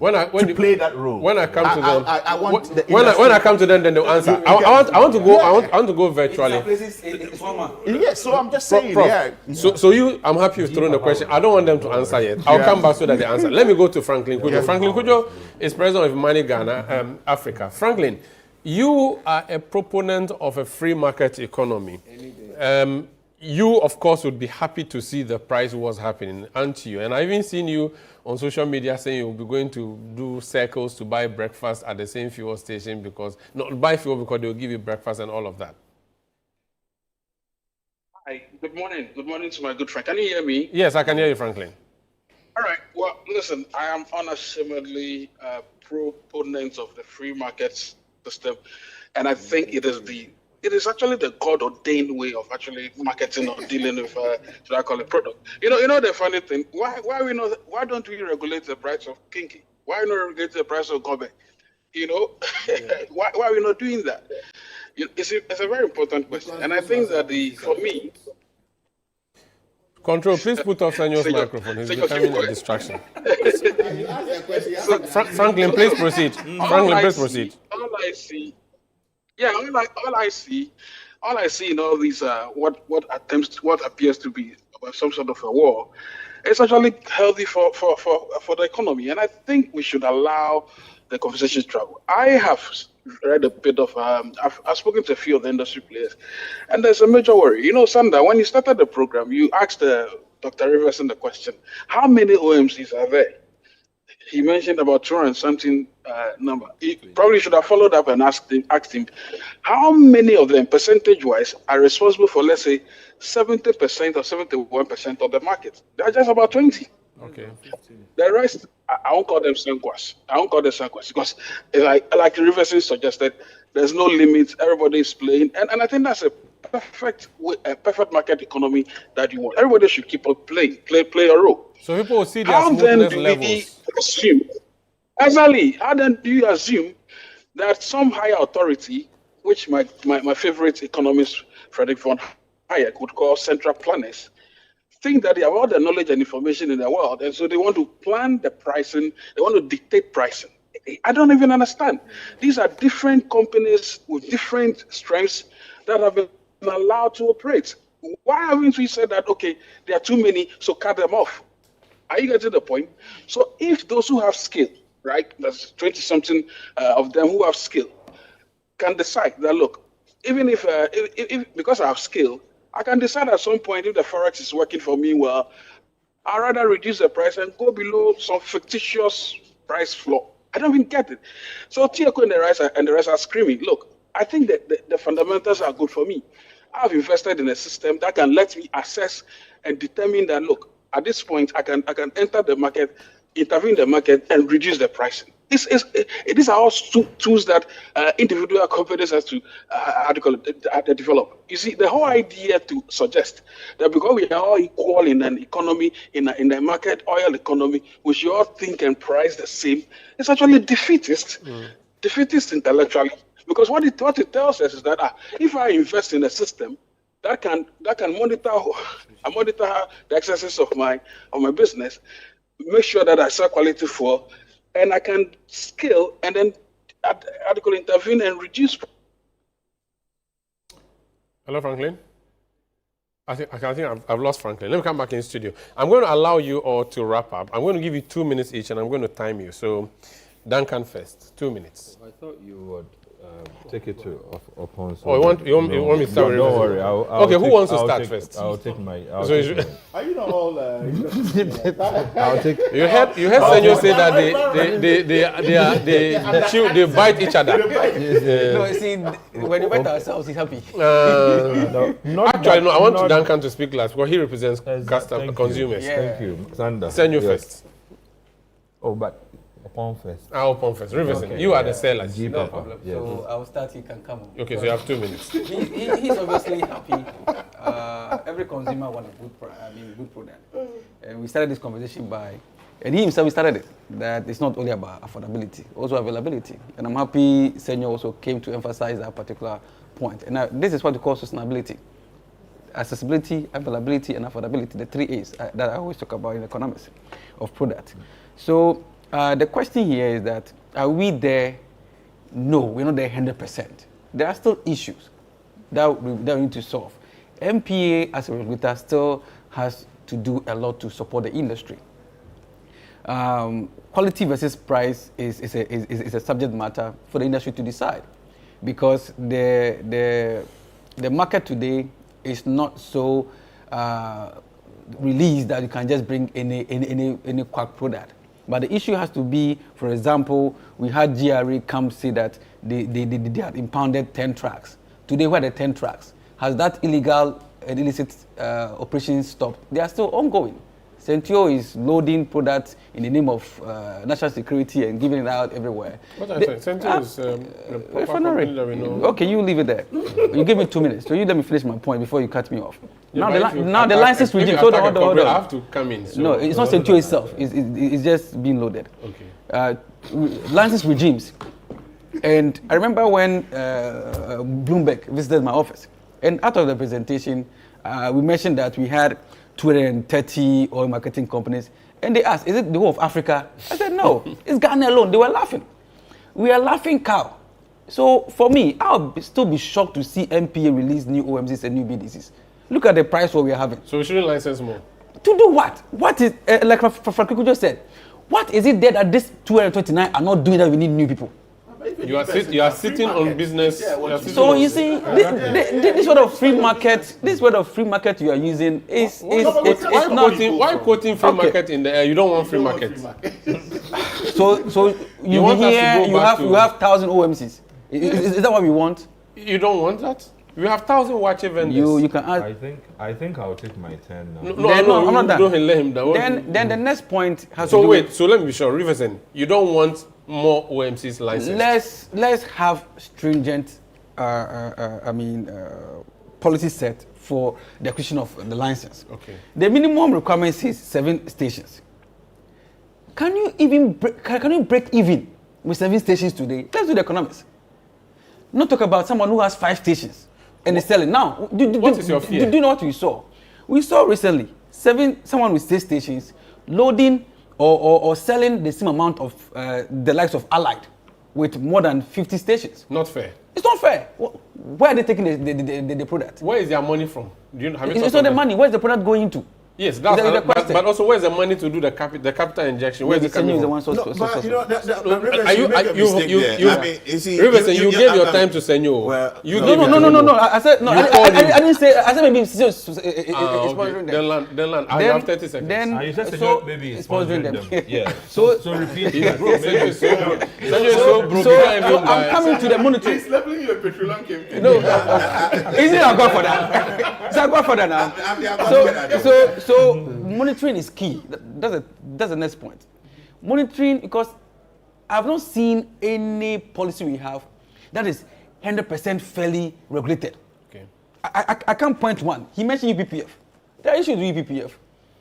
Floor price, there are issues. So we need to have this discussion with the regulator and the government to make sure that we have stringent portfolios that will make the industry sanitize itself. Okay. Once all this is set, this floor price will be a secondary matter. And the last point is the window. Agree. Well, So the window has come up. We have seen countries that come to announce their windows once in every 2 months. We have seen once every month. We are not in that economy to be pricing every day. Okay. So in Europe, where refineries are available, you can see prices. Khalid, they're answering your question. Yeah. You understand? You can wake up today, you can see 2 prices within the day. You understand? In a day. You know, there's something fundamental, just to add that. You see, in terms of the market where we're all talking about competition, customers, and even in Europe, right, the pump stations on the highway have different prices to what you find in city centers. We see here also. Okay. That's why I know is allowed to discount. No. But here we said that what Star charges in Accra should be the same price in WA. That is our law. No, but today, what Gold or Star is pricing as discounted. It's not everywhere in the station. Where is this discount? This is coming from. That's fine. It's there. It's not. It was the floor price. It was the floor price. It's a total in London. I'm talking about the window. Absolute breach. Fine, we'll talk about that one. But I'm talking about the window. In concluding, in concluding, should the NPA take off the floor price or reduce it further or not touch it? I think we need to review it. Downwards? No, review the entire policy around it. Should we remove it? No, removing it is premature. So what should review bring about? It has to do with the components in it and the monitoring aspect. Very well. So that will be it. Senyo, you want to come next? You let them. I'm done. You know, these are the active people. I'm a teacher in this matter. Duncan. Sanda. Yes. There are problems, and I'm glad we all admit that there are problems.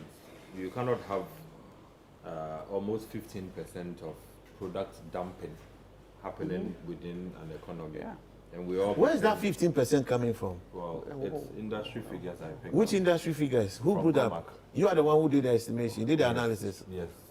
No, you did it because I saw Franklin. So I was asking where the source of that 15 is. Yeah. Now the man said he did it. You did the analysis. Yes. I want to see it. No problem. You ask him for it later. So please, Duncan, continue. If you have a situation where we all acknowledge that there are still problems, fundamental problems to do with, people getting products anyhow, anyway, right, that we dump into the market.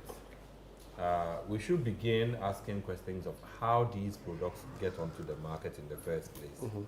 One of the things I remember doing with Senor and the ASEP Executive Director, Ben Boache, there was a day we decided to go around the Tema Enclave, right? There are lots of the yards, what they call tanker yards, right? The walls are as tall as the Jericho ones. The kinds of activities that goes on in them at night, it's not something lost on all of us. National security is aware? If we are aware, we'll be surprised that they are not aware. Okay. And Senor is here. We went round. Yeah, that kind of work though. We've gone through midnight operations, trying to, unearth some of these things. So it's things. Funny.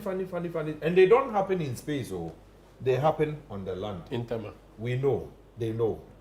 Yet we would allow these things to go on. And then we'll come back to say that we need to fix a solution. And the solution is not in clamping down on some of the illegal activities, but the solution is in a price, floor or a ceiling. No problem with a floor. If only you allow for the, as it were, the tweaking, right? If I am able to come to you as an authority or the NPA and say, look, I have some products. If I'm able to go down to 9.5, this is how much I owe my BDC. These are my books. I'm not going to make that much of a loss. But if within the 2-week window or 1 month, I'm able to clear out this transaction, I, as an OMC, will stay profitable, right? There's no reason you should be rigid to insist that we have set a floor for everybody. So you must for me, that is very bad. Okay. Again, the 229... But what will be the use of having a thing which cannot be obeyed? You see, Sanda, up to 2024, there was no floor. The industry didn't collapse. But now it is there. You see, what I'm saying is this. We are insisting as though without a floor, there's an urgent or imminent collapse, right? That's a suggestion from Senor that you need to protect the industry players too. I don't disagree. It just didn't happen. Wait, I just don't disagree. Okay. Wait, I don't disagree with Senor that there's the need to protect the industry. But then again, in protecting the industry, do you still let some of the inefficient ones, right, hide behind regulation to sell? The question I asked again was this. If you are allowing the bad product on the market and insisting that in using a floor, you are able to contain or curtail their activities, I am telling you, you are only making them more profitable, because if somebody has gone to steal products, right, or MGO has come in through an illegal source, and the person could have sold for 6 cedis, right? And you say that, look, you may be illegal, all right, but there's a floor below which you can't go, so sell at 9 point. Yeah. You're only making the illegality more profitable. And he's happier. And he's happier so to continue to be illegal. Well. Okay. There are names between all of us that we know. Don't mention it. And you'll be surprised. Everybody knows that these entities are doing the wrong thing. Yet they exist. And in the books of the NPA, look, 229 OMCs. You will go and do an audit, and I'm sure over 150 or 160 don't exist properly, yet they exist. They should do an audit proper, be able to clean out those who have not been active within the last 5 years or 3 years. Okay. You cannot claim to have the license. You are neither working, you are blocking others who could have also come in with capital to work, yet you are in our books as an OMC. Thank you, Duncan. Let me get the concluding comment from Franklin Kujo, then come and get my final views from the studio. Franklin Kujo, you can conclude for me, please. Okay, so the way I see the price floor argument is essentially trying to socialize what I call theft. The fact is that they are, like Duncan said, there are a number of these OMCs have also come to learn that whose names you never see. All of a sudden, they pop up in some top 20, top 30, and they are constantly appearing. Sometimes the following 5 years or 3 years, they change names and they come back. All these brigands, all these smugglers, all these underground economy actors are known to the MPA and known by my good friend, Senor Duncan. They all know them. We all know them, right? So let's flash them out. You cannot use that as a basis to say you want to set the price floor. I am totally against it, and I still maintain that allow people to innovate and flourish. When Tieku decided to reduce the price, whether it was the price floor or below the price floor, God immediately responded. Go for Charlie, I'm the big guy. Well, how did God respond? Kenke, fish, breakfast. That's his innovation. Tieku also says, well, I'm not going to do this thing. I'd rather use the technology and keep, you know what happened? Within that time, his share of the market, it jumped by 20-something%. So allow that to be happening. Allow them exactly. to... Exactly. But the point is that if you allow that to happen, others will suffer. The companies may collapse eventually, and then there will be a national security crisis. But that's a look. Because you are forcing them to do what they can, swallow more than they can bite. Or what is it? There's a guy called Joseph Schumpeter, one of these great capitalists, who said, look, there's something called creative distraction. Whether you like it or not, companies come and go, companies go under.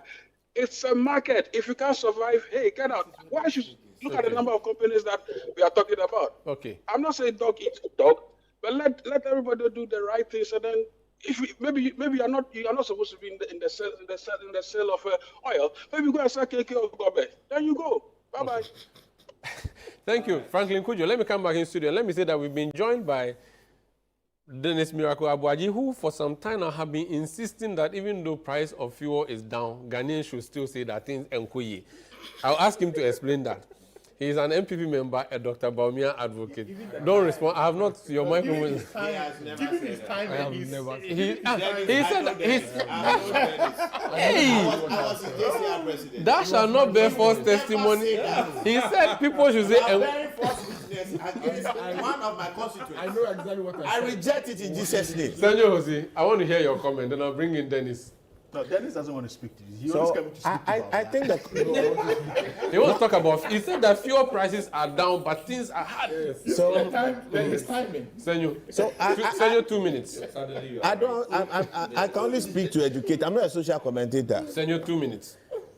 I think we are confusing the conversation, and the issue about the number of OMCs and smugglers and are really inconsequential to the price floor to some extent. People coming into the industry and the numbers and the proliferation of it has nothing to do with the price floor that started 2020, 2024. Before that, we already had over 200 LPGMCs and and OMCs. Before 2024 guidelines in April, how many OMCs did you have? Has that got anything to do with price floor? It has nothing to do with price floor.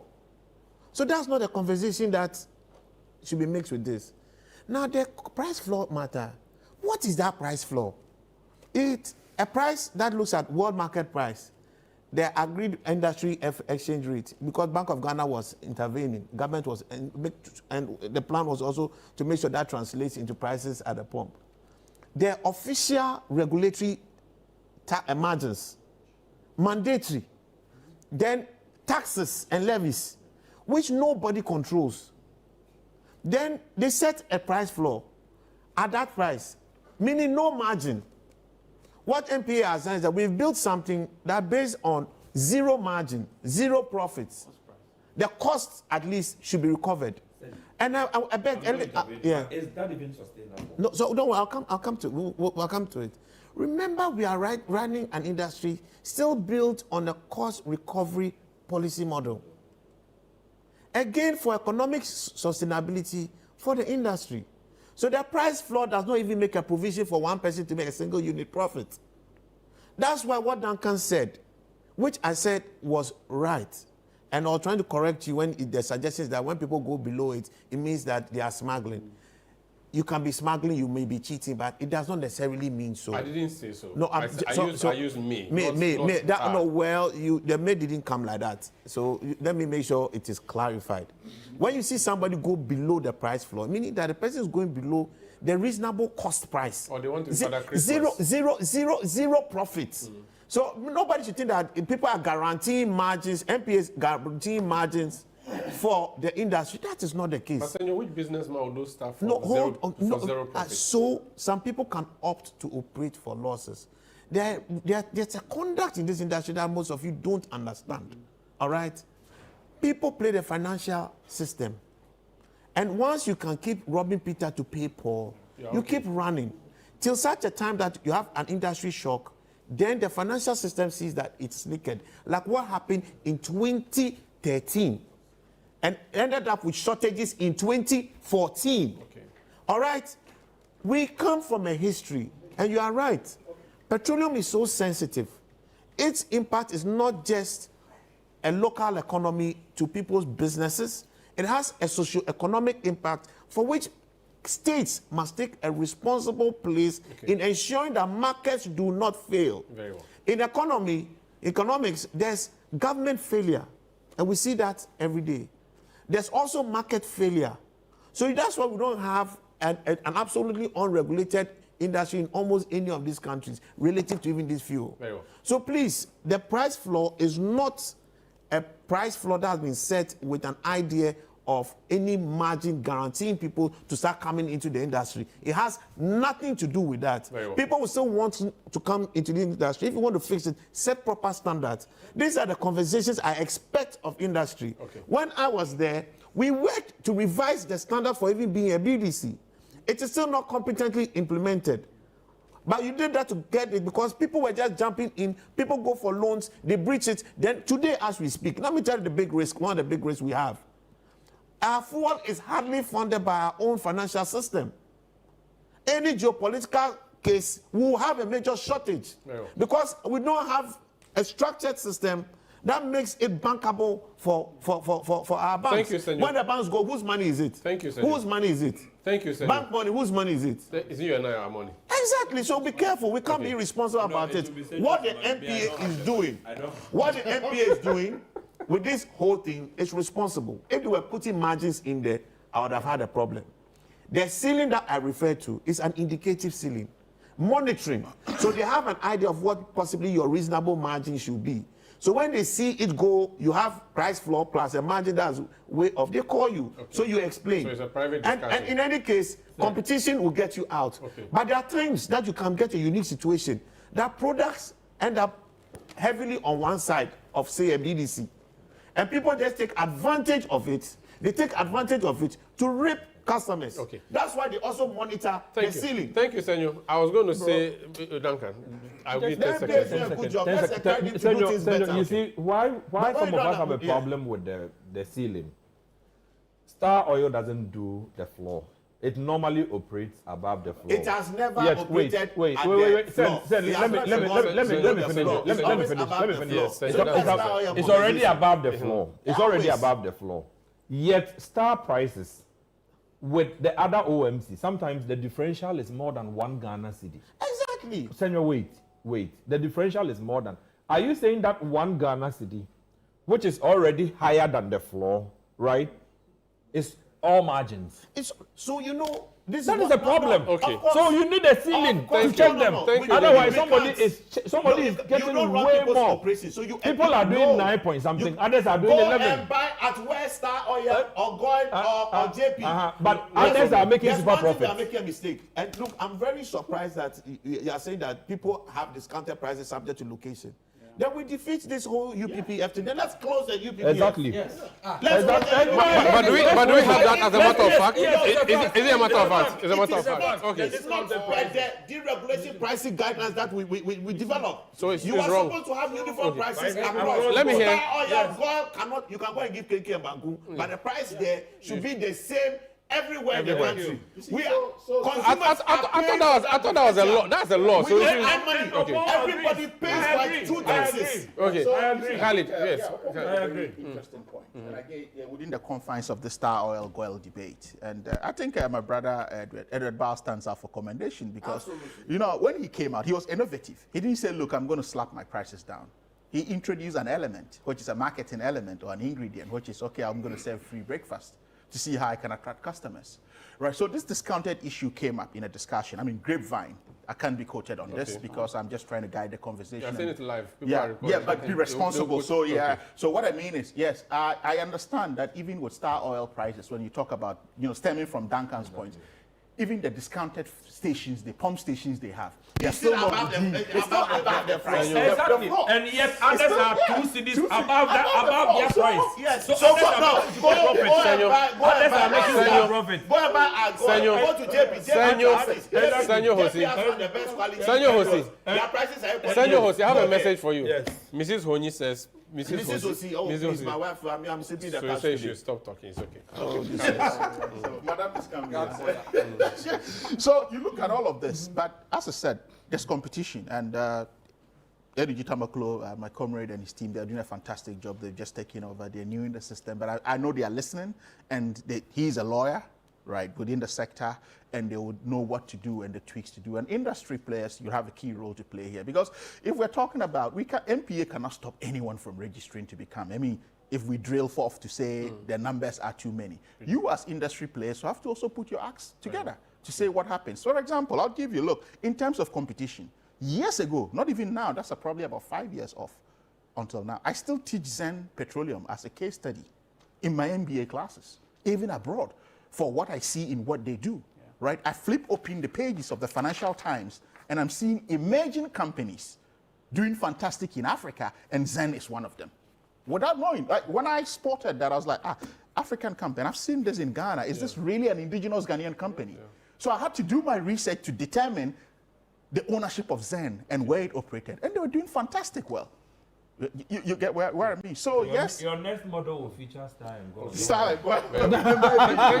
Thank you. Right. So yes, the regulators are playing the role they play, but then again, I think that we need to revisit the regulations, we need to revisit the acts and see whether they are actually fit for purpose. Again, my emphasis, this is where the legal regime comes in. In the absence of competition laws, in the absence of consumer protection, we're having strong regulatory institutions that may act arbitrarily. Thank you. Dennis, even though we brought you here to talk about your primaries, you have been doing People's Forum. You have been insisting that petrol price is down, fuel price is down, but... You are very mischievous. Let me greet my senior. What the title? Today is a Sabbath day. You're supposed to keep it holy. Dennis, didn't you say... Traore is very close to Kiapio. You're supposed to be, calm. I'm quiet. Please stop. Let me say, I'm Methodist. Okay. Because the Sabbath thing, Sanda, what he can do. Okay, good morning to my seniors. Yes, I haven't been insisting. I have been listening to the people. Okay. I mean, of what good is fuel at even 5 cedi and dollar at 2 cedi and inflation at -1 when the people still do not see it reflecting in their lives? And my view is that the views of the 10%, almost all of us here around this table are beneficiary of these improved macroeconomic indicators. All of us. But there are 90% of the people who are not here, whose views are not being heard. And I insist, without any doubt, that we are being unfair to them. And that for me is where the issue is. Listen, if this morning I drove to a fuel station, clearly I'll save money. If I pay fees at GIS, I will save money because it's in dollars. If I'm traveling out for vacation in the US, I will save money. It's in dollars. I mean, however you look at it, you will make some savings.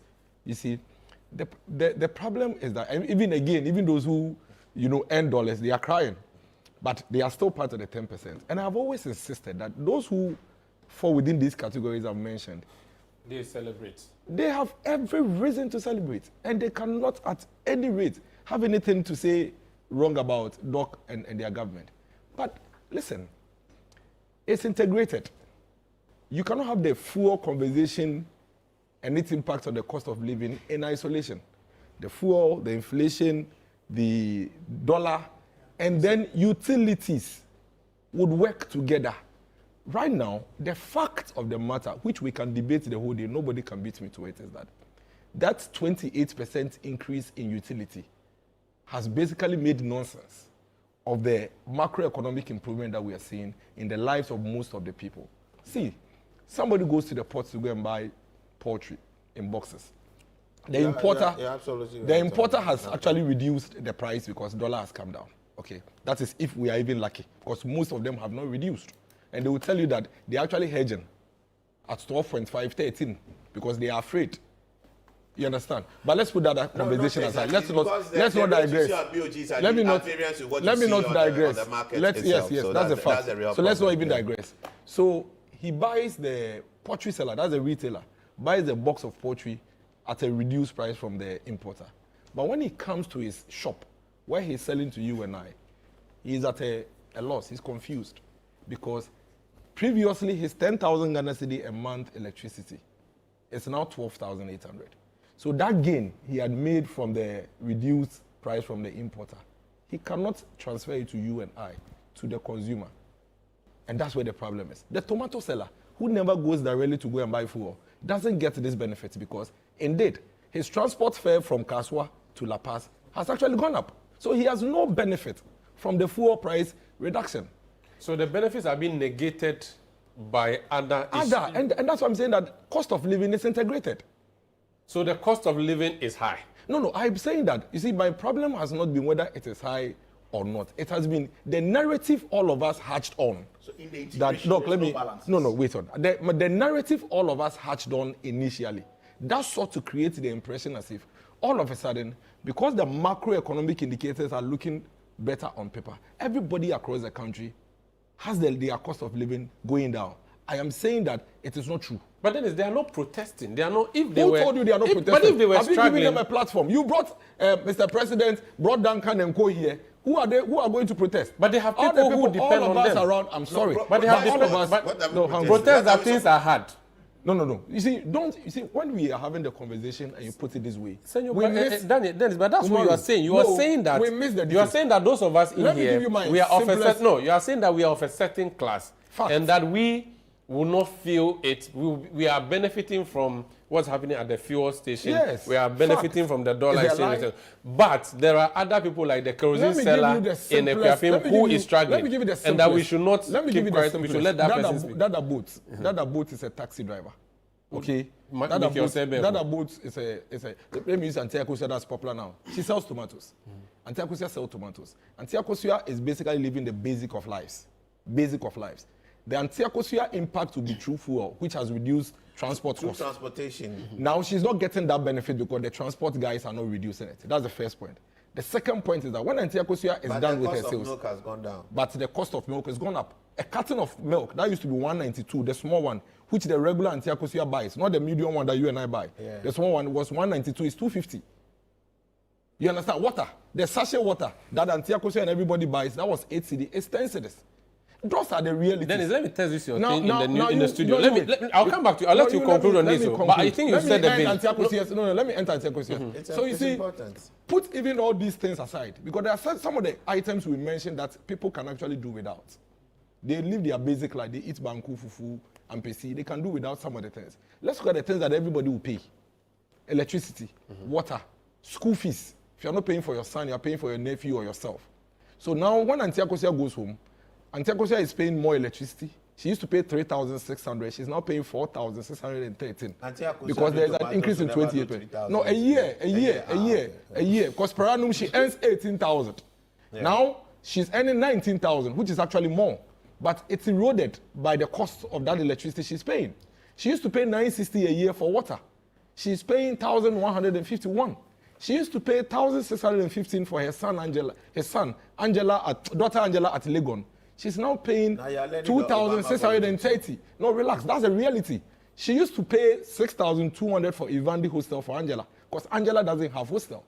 Now Angela is paying 7,800. I'll let her use a regular hostel. No, relax. She doesn't get it. She's not entitled to it. So now you see, the fact of the matter is that in 2024, Auntie Akosia was saving 5,000 above after all the cost, these baselines. In 2026, 2025, she's actually saving just 3,000. That's why inflation coming down. That's the fact. Okay. So these things, we can't run away from them. Okay. And you may argue, but everything I've mentioned is data, is fact. Yes. Now we need to give ourselves time and rather say that government, instead of running to town and creating that impression that everybody is okay, shall we look into the details? Because the details doesn't support the fact that everybody is okay. I'll come to government. I want to hear around the table the submissions of Dennis, but I'll give you the final say. You are an economist. Dennis is setting the pace for us. No, but they are reasonable people here.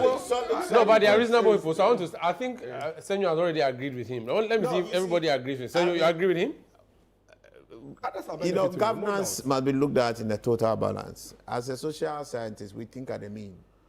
All right, there are definitely going to be outliers. So there has to be some deliberate policy across different sectors of the economy.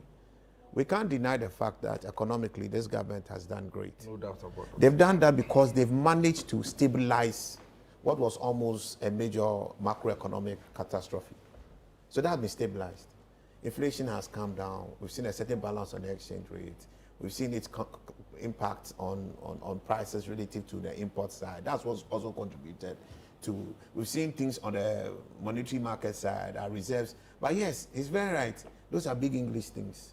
They are at the top. We now have to translate this into the real sector, into the everyday life. The things he's saying, absolutely on point.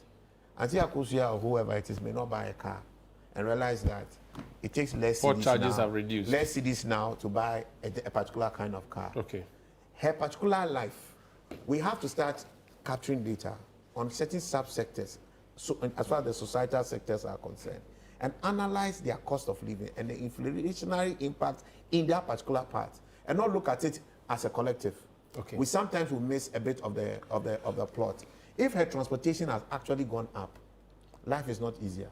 Okay. If a utility has gone up, the utility really have a problem with the price increase in some form, because if we have had an FX saving and then we've had so much, at least we should have had a net neutral situation. But I mean, I'm sure because of the legacy problems, certain adjustments have been done. So we really need to look at how we can improve that life. But in the same vein, everybody sitting here also remits money.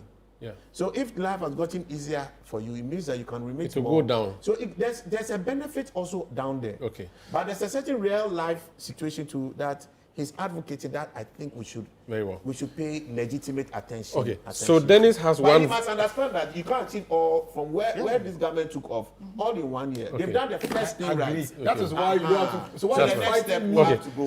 So my point is that Dennis, you are the lead debater. You are the lead debater. You are the lead debater. You have got one vote in your corner. I don't want to hear from the two of them. No. But you see, you've heard him explain that we remit. Dennis, wait. So what I'm saying, gentlemen, what I'm saying is that to make this a fair debate, Dennis has spoken, Senor has agreed. I don't want to ask the other people their view yet. Let me hear Khalid, so that if I hear Khalid, I'll see whether Khalid can try and tilt. So Khalid, my point is, so Khalid, you've heard what he said. You agree? No, not entirely. It's good, but the point is, you totally disagree. No, I don't totally disagree. Exactly. Right? But the point is, totally disagree. No, then we are okay. I said not There is no entirely, debate. so we didn't need that question. debate here. How are we okay? He went into the details of it to break it down. So I need to go into the details to break mine down. Please do. The two of you are the deciders. So listen. Yeah. I mean, when we're talking about when we're talking about the health of an economy, everyone agrees that from where we took off, let's hear Khalid. right? Where did we take off? We took off from an overheated economy, right? Very overheated. The gasket was bent. No engine. Mm-hmm. The engine was blown. The engine was blown, right? Yeah. So this is the point to which we were when we took over the economy. Okay. Now, even struggling to service debt, external debts. I mean, so without even having that currency stability, right? And forex headroom, servicing our debt was a problem. Today, we've been able to manage that, and we are servicing and meeting all our debt liabilities. Right? You can see the commendation from the fund and how we are accessing these. So if we are there, we're not even going to town to say we are celebrating with the Kenke party to say this is what is happening, or we have been able to secure X, Y, Z. But we need to mention cursory as we move on the key indicators that have been achieved. Is inflation down? Yes. Right. So why should it not be mentioned? Right. Is the cost of some elements or key essentials not down? If it's down, yes, why should we not mention that? But he says that right? there are others that are high. You see, when we're talking about interpretations of data whatsoever, we can all interpret it to whatever situation we want it to suit. We Not can cherry necessarily. pick, not necessarily. Yes, we Yeah, can not cherry all the pick time. examples that work best for us. That is not to say that everyone is benefiting, but we mention importation of vehicles, how other people 10%. are enjoying. Let the population No, go. That's the point I'm making. I don't know what the debate is about because you all agree. So then he has agreed. Listen, he has agreed that the economic progress you have done is great. He has accepted that. No, he has also said that while you guys have done well somewhere, there's a certain part of the economy too that you need to pay attention. Miracle. My point is your wife has sent a message. Where they have left us, or where we inherited, we need time. He has agreed. He agreed. Right? So if you agree, let me finish. Senor, your wife is calling on video. Khalid, So what miracle is saying that? What miracle is saying that? Let me just say that. He said that 10% happy, 90% not too. That data may not be right, but he's talking about it. He's talking about it conceptually. That's in a certain aspect. He can't say it's wrong, but he doesn't have it. Nobody has that data. Yes, We all don't have that data. You do have. But where did you get your? Is it from statistical service? In Accra, data that is fact, not congestion, is that 75 to 80% of people in Accra use public transport. I can just But use that's that not, data. so that's not 10%. That's no, but No, relax. the 10% he said it in the conference. The rest, I'm not done. I'm talking about the short race. Senor, you cannot be trusted. A double agent. Well, it's not about being a double. The people of Ghana, the people of Ghana are listening. And in a regime, for those who have in a Why are you regime, guiding his debate? in a regime where we don't have price controls, again, you can cherry pick the price of whatever you want depending on who is getting what and where they are getting it Universal from. ones, utility, everybody Right? pays. Well, you mentioned water, you mentioned other mentioned milk, activities, you you mentioned mentioned milk. cost of Where hostels. someone sources their milk is different to Mentioned where someone. So we're electricity. talking about universal prices or universalization of prices. Lido is Lido. When you're doing People, the two of you, you are gagging them. Yes, No, so you're I'm not coming to you are this. bullying. Right? Even with rents and where they are located, you could have people. I mean, I have friends who say, "Oh, my landlord has written to us that we all need to leave the compound." He knows what he's trying to do. They leave. He jacks up his prices, and he knows how to, to invite people in. So invariably, what we are saying, we are not celebrating anything. We have our internal controls. We have our benchmarks. We have what we are trying to do to stabilize the economy, to have, a stable city, to allow the sector to carry on to do what it's doing. So what we're doing invariably is just to get the economy to cool off. And nobody is celebrating anything. If you are uncomfortable with it and you deem it as celebration, then so be it. But he's agreed that it's great. Senor. I don't want you to accept that your opposition has agreed to the progress you've made. And he also understands that it will not be achieved. But he wants to bring your attention to the fact that while we'll be able to deal with this at the macro level, we have to look at some micro issues. And that is in progress. That's what, Have we denied that? You like people, you Nobody has denied that. Nobody has denied Nobody has that. denied that. There's no debate. When do you leave government? When do you leave government? Everybody is A month, a year, and a month ago. 1 year and 1 month is a long time. When did you leave You people government? in government, you like to fight. No, he's saying that the mess you created was too much that they had to But the response to that is even more damaging. You want to hear it? Yes, I want to hear it. If I'm Antiakosia, that thing about the mess is even more damaging. If I'm Antiakosia, and when the inflation was 23%, I was paying electricity of 1,000 a month. I'm just saying. And then now that inflation has come to 5, I'm paying 2,000. Wouldn't I rather want? Oh, relax. Oh, you are not listening. Listen. Sanyo is not listening to you. Don't take. Let me make my point. Oh, so now Senor should not speak. Let me make my point. Now Senor should not speak. If you give me time, when I mention all 4. I've told you it's integrated. So when I mention dollar of fuel, assume I'm saying all the 4. I am saying that what you are flaunting in Antiakosia's face is macroeconomic indicators. Let me say that. Now, you tell Antiakosia that it's because of the mess that the people created. That is why even though the macroeconomic indicators are looking good, you can't see it in your life. Then Antiakosia tells you that then let it go back. Because when it was bad, I was paying less for the electricity. I was paying less for my water. So don't come and tell Antiakosia that. The reason why she's not seeing... No, we are not giving that as a reason. I'm begging. No, but we're not giving that as a reason. Let Khalid conclude. You asked me to intervene. Don't come and tell Antiakosia that. The reason why you should give me time is because there was a mess. Don't say that. Just do your work. Okay. No, because Antiakosia will tell you that in the mess, I was paying less. Okay, so the mess was better. No, yeah, for her. Okay. And that's fine. But yet she voted against the mayor. Listen, because she hoped, because you told her that indeed, so you were she emphatic. You told her that she would pay less electricity. Okay. So that's what you told her. That's why she voted for you. No, you're not the host. You're not the host. The power of the Ghanaian has gone up. It's not true. So It's not entirely true. It's not entirely true. It's not entirely true. I'm saying the 10%. Okay, people, your microphones are off. In fact, Pareto principle here. The 10% are overshadowing the.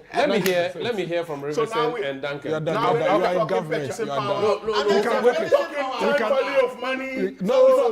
Anti-Akosia's reality. Anti-Akosia's reality is constant. Okay. In the miracles economic wealth. Her revenue has gone up. And so is the less. Can you, Khalid, miracle, Senor, miracle. Let me hear, Dr. Rivers. You want to hear from Duncan? Duncan, you represent consumers. Are consumers happy? Then no, please, the three of you. Senor, he's joined there. Senor, right. You represent consumers. Dennis says, Ekoye but Enkoye. Okay. But it's always the case. No, 10% against 90 is bad. 10%. Okay, Duncan. Wait, how many vehicles were imported in 2020? I want to hear from Duncan. Miracle. I want to hear from. And then we have 36 million people. Miracle. Their families. Oh, please. Duncan, let me hear. No, let me hear Duncan. I'll come back. 150. What's the how many liters of fuel? The Ford 150. Yeah. Oh, now, but that's what I'm saying. Prof, now you are joining them. No, sorry. Prof, you have joined them. Sorry. Dennis. Dennis. Duncan. My response will be very brief. Yes. Right? Balanced. Very balanced. Good. If it is 1090 now, what was the statistic 2 years ago? Fair enough. No problem. It was 100% bad. That's what you was it? No. Dennis, don't respond. These are rhetorical questions. Duncan, please. Because you see, like Prof said, you must come from somewhere and you must aim for something. I do not think that anybody within this government would be right to tell Ghanaians, oh, you are all enjoying, everything is fine. If they try that, they will meet all of us. Because clearly, not everything is at the levels that we would have wished it gets to. But for a young person who has maybe one parcel of land in Kasua trying to build, right, trying to engage in something, the cost of cement would have come down for him. Iron rod. So for them, yes, iron rod has gone down. Sand. So there will be some savings to be made. Okay. But like Dennis also said perfectly, there will be some adjustments to be made by way of wages. Because what the carpenter was charging previously and what they charge today is higher today. So it's a balancing situation. Government has done something. You cannot say that it's done nothing. But government should avert its mind to the fact that it still has a lot more to do. Okay. So, is it you have heard? No, we admit. So it's okay. Then we have a No, 4-year we'll come. I'll come back. No. Gentlemen, please, no problem. They have joined Duncan, are you done? For me, Because it's you are doing Kafri Mojo, or what's the truth? Is it Kafri Mojo? Do you know something interesting? The utility price increases were part of the IMF arrangement. It's okay. Let me hear Rivers. No problem. You plan Dennis and Senor, please. Duncan, conclude. Can we hear from Duncan? Don't join them. People, don't join them. Respectfully, can we hear from Duncan, please? So indeed, inflation, like you said, has gone down, but there's no deflation. It's not that prices are growing at a negative rate. So there's still inflation, just that the rate of it is gone down. Unemployment, you would say, has gone down, but a lot of the young graduates are still complaining of jobs. So as a government, think outside. Oh. That's the data. No, continue. Ignore them. The data, your forex we'll bits talk about that later. seem to have improved. It could have externally induced factors, right, such as the US dollar not doing well globally. So look at it. You don't jubilate yet, because if you do, you could be surprised if You see, I'm taking notes. if things turn It's the other way around. listening government. Thank you, Duncan. No, Let no, me hear no, from I Riverson. just have two more. Okay. Two more. Oh, You time. see, no. One. And then again, one thing you should pay attention to is the rental bit you were mentioning. You cannot continue to have a country that does not operate with rental laws. They are on paper, but in effect, you cannot seem to get any benefit whatsoever, even when the city seem to have done well. The place I rent, right, for whatever reason, there's an escalation rate in my contract for 12%. Yeah, it's cantonment. It's No, reasonable. it's not cantonment. It's not cantonment. You see, and it cuts across. It cuts across. There's even a government-led exactly. Property. It's okay. And Don't there's expose escalation them. of 12%. So, Shara, if you don't take care of some of these things, you may make some gains with inflation and all of that. But like Dennis said, The real economy. the scorecard will come at the real economy point. We have taken notes. Riverson, let me hear you. Let me hear Dr. Riverson. Let me hear Dr. Doc. Yeah. So. Or you don't want to comment? No, just briefly. Not on the parties. I mean, You don't support government either of side. them? No. I just want to speak reality. You know. We spoke reality. No, reality. Yeah. I don't know. You've never seen before. We are united. And I never heard him before. So you've not met him before? No, I don't even know him. All the work this man did in 2020. We haven't met him. Not just all your campaign. That's why you lost. That's why you lost. So I don't. What are you afraid of? So the point is, you know, It's a reality. we live in a country where we allow self-imposed inflation to happen. Fuel prices go down, and lorry fares maintain at the level at which it is, or it would be. Wiki trotro drivers. No, I won't say that. As young provocateurs. No, now they are bringing other opposition elements. No, they are bringing. Yeah, you could call it that. They are bringing other factors now that affect the transport fares. But let us be here and fuel price go up again. I'm not saying it should happen or it would happen, but in case it happens, they will increase throttle fare with the same saying that now fuel prices have gone up. We've seen it many times. Unlike in developed countries where they go in tandem, I mean line in line. Yesterday, I was having a conversation with my wife, and he said the kids' school fees have increased.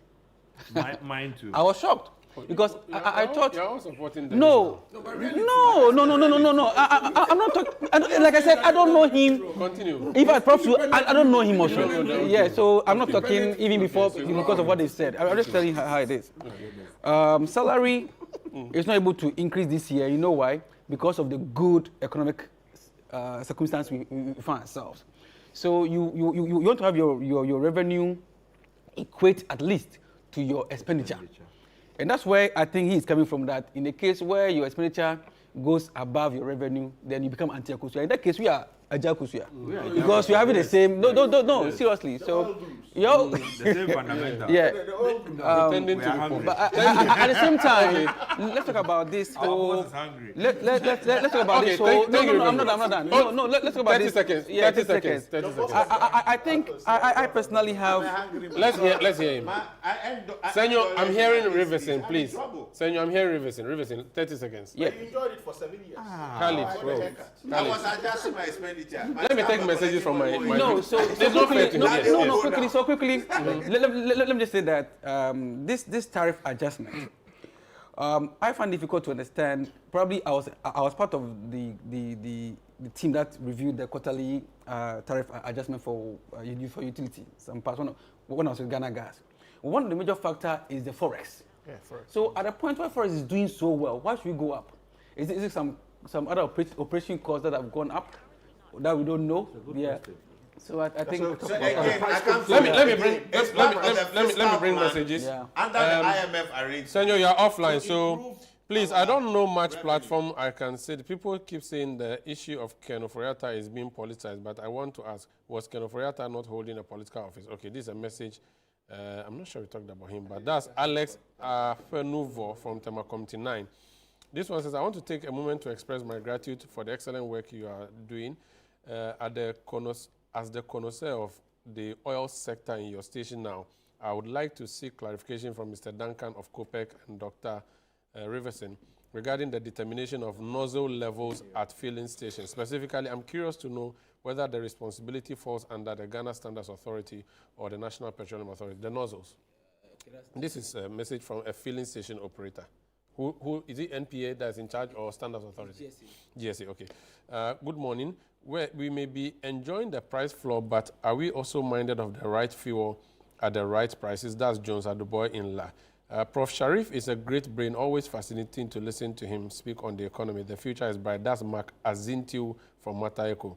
I agree with Harley. The NPA is doing a good job, and we need to support the work they are doing. That's Kwame PAJ.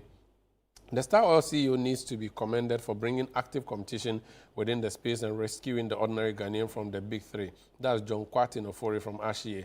Senor Hussein is a master on the petroleum sector. Wow, I'm impressed. That's Dokas Yamwa. Duncan Amwa should keep looking out for the interests of the ordinary consumer. I agree with Senor. He's doing a great job in the sector. Mausi Dogbe from Bato. Always a pleasure listening to Prof. Khalid. He should be featured more on the big issue. Great job. Nana Kwame J. Boatin from Spinters Committee 18. Miracles Abuaji is communication force. We, the grassroots, need him as our next communications director. We will rise again with DMB as the leader of our party. That's Commander Castro from Efija Kwabre. By the way, Commander, Dr. Riverson didn't know that Dennis existed in this country until this morning. Miracles, miracles, miracles, miracles. Always setting agenda. His candidate is in trouble on January 31. That is a message without a name. This one from, okay, let me see. Where the messages appear to be conflicting on my platform. A few more. This one says, hello. Okay, good morning, sir. And to your cherished panelists, maintaining a price floor is essential for ensuring market stability and protecting vulnerable producers. That is a message from Togbe Kekosi, the 8th, senior Mankrado of Abutia traditional area. Haruna Sani in Wa says, my message to the NPP flag bearer aspirants is that as a campaign, care must be taken such that we don't wash our dirty linen in public, which our opponents may use against us. For the linen there, they've already dried it in public, sir. This one says, all the rush for getting a presidential candidate by folks in the NPP towards 2028 general election will yield to dividends if the party refuses to advise Ken Oforiatta to calm down. This message has no name. The upcoming NPP election shouldn't be like that of the general election. We, the NPP members, are 100% sure that Dr. Baumia is taking the position and there's nothing going to change. We'll be talking about that in a bit. This one says, for me, the free market won't be of much help to our economy. We'll be creating a system that will break the economy in the long run. This also doesn't have a message. I agree with Duncan on the price range matter. I think we may want to rather talk of price ceiling rather than price floor. So that's another texter. A few more messages. Let me take this one from, I saw a message that came to, yes. Patrice Amegashi sends a message. He said, fuel prices have never been even in Ghana as far as I recollect. You very well know Total always sells the highest, followed by Shell, and then the others. So what's the fuss? The regulator must ensure quality control and an unconscionable lowering of prices by a market leader to throw out the smaller ones. Other messages that are coming through, plenty. This one says, hello, kindly inform Senor that the act read in sections, and he said, kindly inform Senor that acts are read in sections and subsections, not sections. And not clauses, right. I didn't even hear. My law lecturer would possibly be very angry with me. When I come, I often come and speak about the Constitution. This one says, good morning. Please, I have an idea I would like to run. I'm interested in pitching. Okay, this is something else private. This is the big issue on Channel 1 television and on 97.3 CTFM. I'm in studio with a number of oil gurus and 2 politicians. Let's talk about politics now, shall we? What am I saying? What was your name? Dennis Miracle Abuaji. I nearly called him Brian Champon. You people don't want to talk about MPP politics. It will affect you. No, they don't want to talk. No, don't pack out. You don't pack out yet. You wait. No, wait. His job needs him to be quiet. No, but when Senor was at Seaboard, he was doing politics. How can you? So he is a rebel. So you did okay. Duncan, will you stay or you go? No, Duncan too don't stay. Duncan too also represent the people. You can go. So Duncan and Riverson will take leave of us. But why is this one? No, he is. can deal with you. So Dennis, let's start off with you. We saw you do a peace pact. Dr. Brian Champo said a peace pact, if he was not sitting there, Anchor, you people have thrown blues. Dr. Bami and Honorable Ken. Well, I mean, I think he's also campaigning. So, I mean, it's allowed for him to also make those comments. But I mean, Umaru, we are 7 days away. We've come very, very far. There is nothing, absolutely nothing that has gone on in the last 9 months within the MPP throughout this process that is unusual. Everything you are witnessing or you are seeing today are things that usually happen when we are going for internal primaries. And it's not just Ghana. I mean, all over the world. You can go and watch the primaries for the Democrats and the Republicans. You can go and watch the primaries for the UK and all of that. It's normal. In fact, there sometimes are even worse. I remember what Donald Trump did to the Bushes. Yes. Bush. The sort of things they say about themselves, it's worse. And it's like that because, you know, the issues on which you have to campaign internally are completely different from the issues you have to campaign nationally. You see, within the party, in a democratic internal primaries, it's not about how many jobs you can create. They don't care about that. They want power first. And so the decision making usually is about who amongst all the people running will give us power. That is what usually it is. So when you win the primaries, then you are coming to face the country. Then you have to be sure you convince the country. And so usually what the candidates will be doing will try to tie the two and let you understand that these are the reasons why I think I can win power for the party. And these are the reasons why I believe that when I win power, I would be able to lead the country to make our party look good. So that's what the matter should be reduced to? No, that's what it is. And once it gets to that point, that is where you see all the heat, happen. And cast your mind back from, 1996. 1996, you would see that there's nothing unusual here. I mean, it was the Swedo Declaration that was different because that one Rollins had to lift, Professor for the 2000 elections. But President Kufuor and Alan, it was bad. It was crazy. In fact, a lot of the MPP current situation stems from the Legon scenario, the Alan, the Kufuor, and it went on all the way to somewhere. Even though the two of them made up their supporters. No. If you go to the local level, it's even worse. It's worse. I mean, if you go to the polling stations, there are some places they wait. So I'll wait to know where Senor is going first before I decide. Okay. You will never see Senor and I on the same side locally. So when you go and you see that Senor is this side, you can tell that, if Senor is here, I'm going there. Then Umaru Sanda is there. Like we know ourselves. At the local level, we know ourselves. And it's because of traditions. It's because of traditions. So this unusual. You'd realize that immediately Alan stepped back. Almost all the Alan supporters went to Ken. Mm-hmm. He automatically inherited.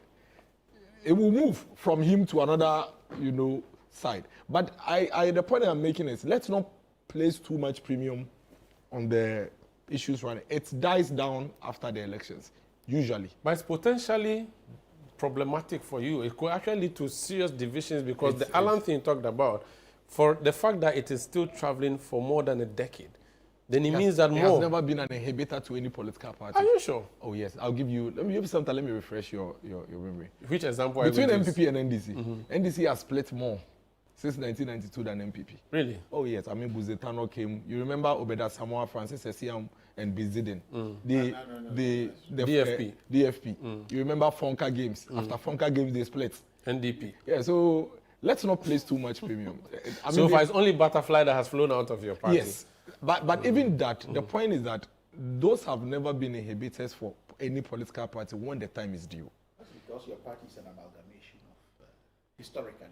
I thought your party rather is amalgamation. Check their party, their history as well. But you are a Congress of everybody. So it depends on the point of amalgamation. When you look at it originally, I'm surprised you kept quiet. When you look at it originally, I don't want to forget why I was. When you look at it at the inception of Ghana's politics, that's where you talk about the amalgamation. Yes. But in this Fourth Republic, amalgamation is really everything. That's what I'm saying. That's what I'm saying. Then it's continuous. I was just making a point. So amalgamation of Danko Abuzia Dombo. No, there are lots. The Ewe Group, the Muslim Association, the So I'm looking at it from a political that's even beside the point. It was Coco that brought them together. The point I'm making here is that the heat and all those things is normal. Is normal with any political. I mean, NDC will have the yes somewhere last quarter 2027. They can't run away from it. They can never. You see? Oh no. The fact of the matter is that democracy has a certain architecture. You can't avoid it. It has a certain architecture. See, NDC has been what it is now because for the last 3-4 elections, close to 16 years, they've had a de facto leader, a point person. So it was easy. But even that, they haven't had it easy. Before Mahama became the main face of the NDC, he had to survive a lot. And then eventually, recall, even recently, the force against him. There were nasty letters that were written over the place. At some point, he even decided to step back but that is what it is. Eventually, he's going to leave. Now, when he is leaving, you don't have to debate everything. No, I'm just asking. The content, if you describe the letters, see these people, they poured hot pepper. Kofodia. Francis Esiam Obeda Samoa. Oh, I can read it. If you give me time, I'll read it to you. No, don't read it. If you give me time, I'll open summarize. No, I haven't kept it in my head. I was at the convention of 2007, the Legon one. Which party? Which one? The MPP one. Doing what then? I was also at the Congress of the NDC, the 2004. What's the name? What was the tree word? It's Mofe Mojo. What's Oturu Mojo? Senor Jose. So let Dennis land. So the point is, you see, I'm trying to make a case. Yes, please. That we shouldn't place too much premium on the jobs. So this is you speaking as an MPP member. I want you to talk now as Dr. Baumia. Oh no, I'll come there. The jobs and all those things. For me, we've seen enough to know that it's just a cycle. Yeah. And if you hear what Brian is saying, what do you expect Brian to say? Brian himself, when he was speaking to Ken at the meeting, Ken didn't mind him. He himself, at some point, Ken didn't mind him. You understand? He was a mediator. No, he wasn't. But he has his own issues. Brian is the jobs he's throwing at Ken is that the jobs he's throwing at Ken are they mediation jobs. You are also trying to take a hit. For example, Dr. Mahmoud Bamia was not happy at the Peace Pact. We saw that. Yes, and he's not hiding it. The fact is that, listen, I can't come and sit at a table signing the Peace Pact to somebody that 3 days ago has basically lied about me and gone personal attack at me. I have approached the person and said, this thing you said is a lie. I've proven to you that I didn't say anything like that. Then he says, still, I will not apologize. That will be Ken. That's Ken. And then you come and put me around the table. You come and put me around the table and say that I should sign a pact. So Dr. Bawumia, he showed it. And he's human. Listen, throughout this process, nobody has suffered attacks than Dr. Mahmoud Bawumia in the process. And that's why he hasn't complained. That's why he's never responded to any of those things. However, this Peace Pact, it was part of the processes in 2023. Normally when we submit our forms, it is attached. It is only this year that we decided to have a ceremony around it. My personal view is that they don't change much. People would always be people. The most important thing is that 2 things will happen after this election. When we finish this election, some would leave or everybody would stay. It's normal. The very strong leaders with very strong mental fortitude will stay. Those without, who take loss in a very bad way, will leave. I would never leave MPP no matter what. I would stay. You're a party? No. You will be part of the party and make it work. That is what democracy is. Listen, there are millions of people who vote for NDC and MPP. We can never all agree on one particular thing. And so, for me, the Peace Pact has been signed, but I think it's very, very ceremonial. I think that it's symbolic that at least when you decide to misbehave afterwards, at least there's something to hold and say, stop it. At least you signed to this. Okay. Something to hold you to. Okay. But otherwise, I think that this thing will pass. We'll come together, finish this as a strong, formidable MPP. Okay. We've always done this. We've always survived it. You see, I have made a point that we don't need this government to fail for there to be a new leader from the MPP or whatever. You don't need a government to fail before a new person emerges. when it is time for an election, it is not whether the NDC failed or not. It is more about where we are. Who amongst the people asking for our vote to lead this country fits the scenario, consolidation of the gains, what the vision is. When the time is due, the teacher is not just going to vote because NDC failed. They are going to vote listening to who is coming and what the person is saying he will do for here as a teacher, as a mechanic, as a trader, as a businessman, as an oil person. What is this person saying? Okay. So I have always insisted that nobody is expecting the NDC to fail. No. NDC will leave office in 2028, not just because they failed or they succeeded, but because of the leader that would emerge and the leaders that would emerge from the MPP and NDC, okay, and what they will be articulating as their vision. Okay.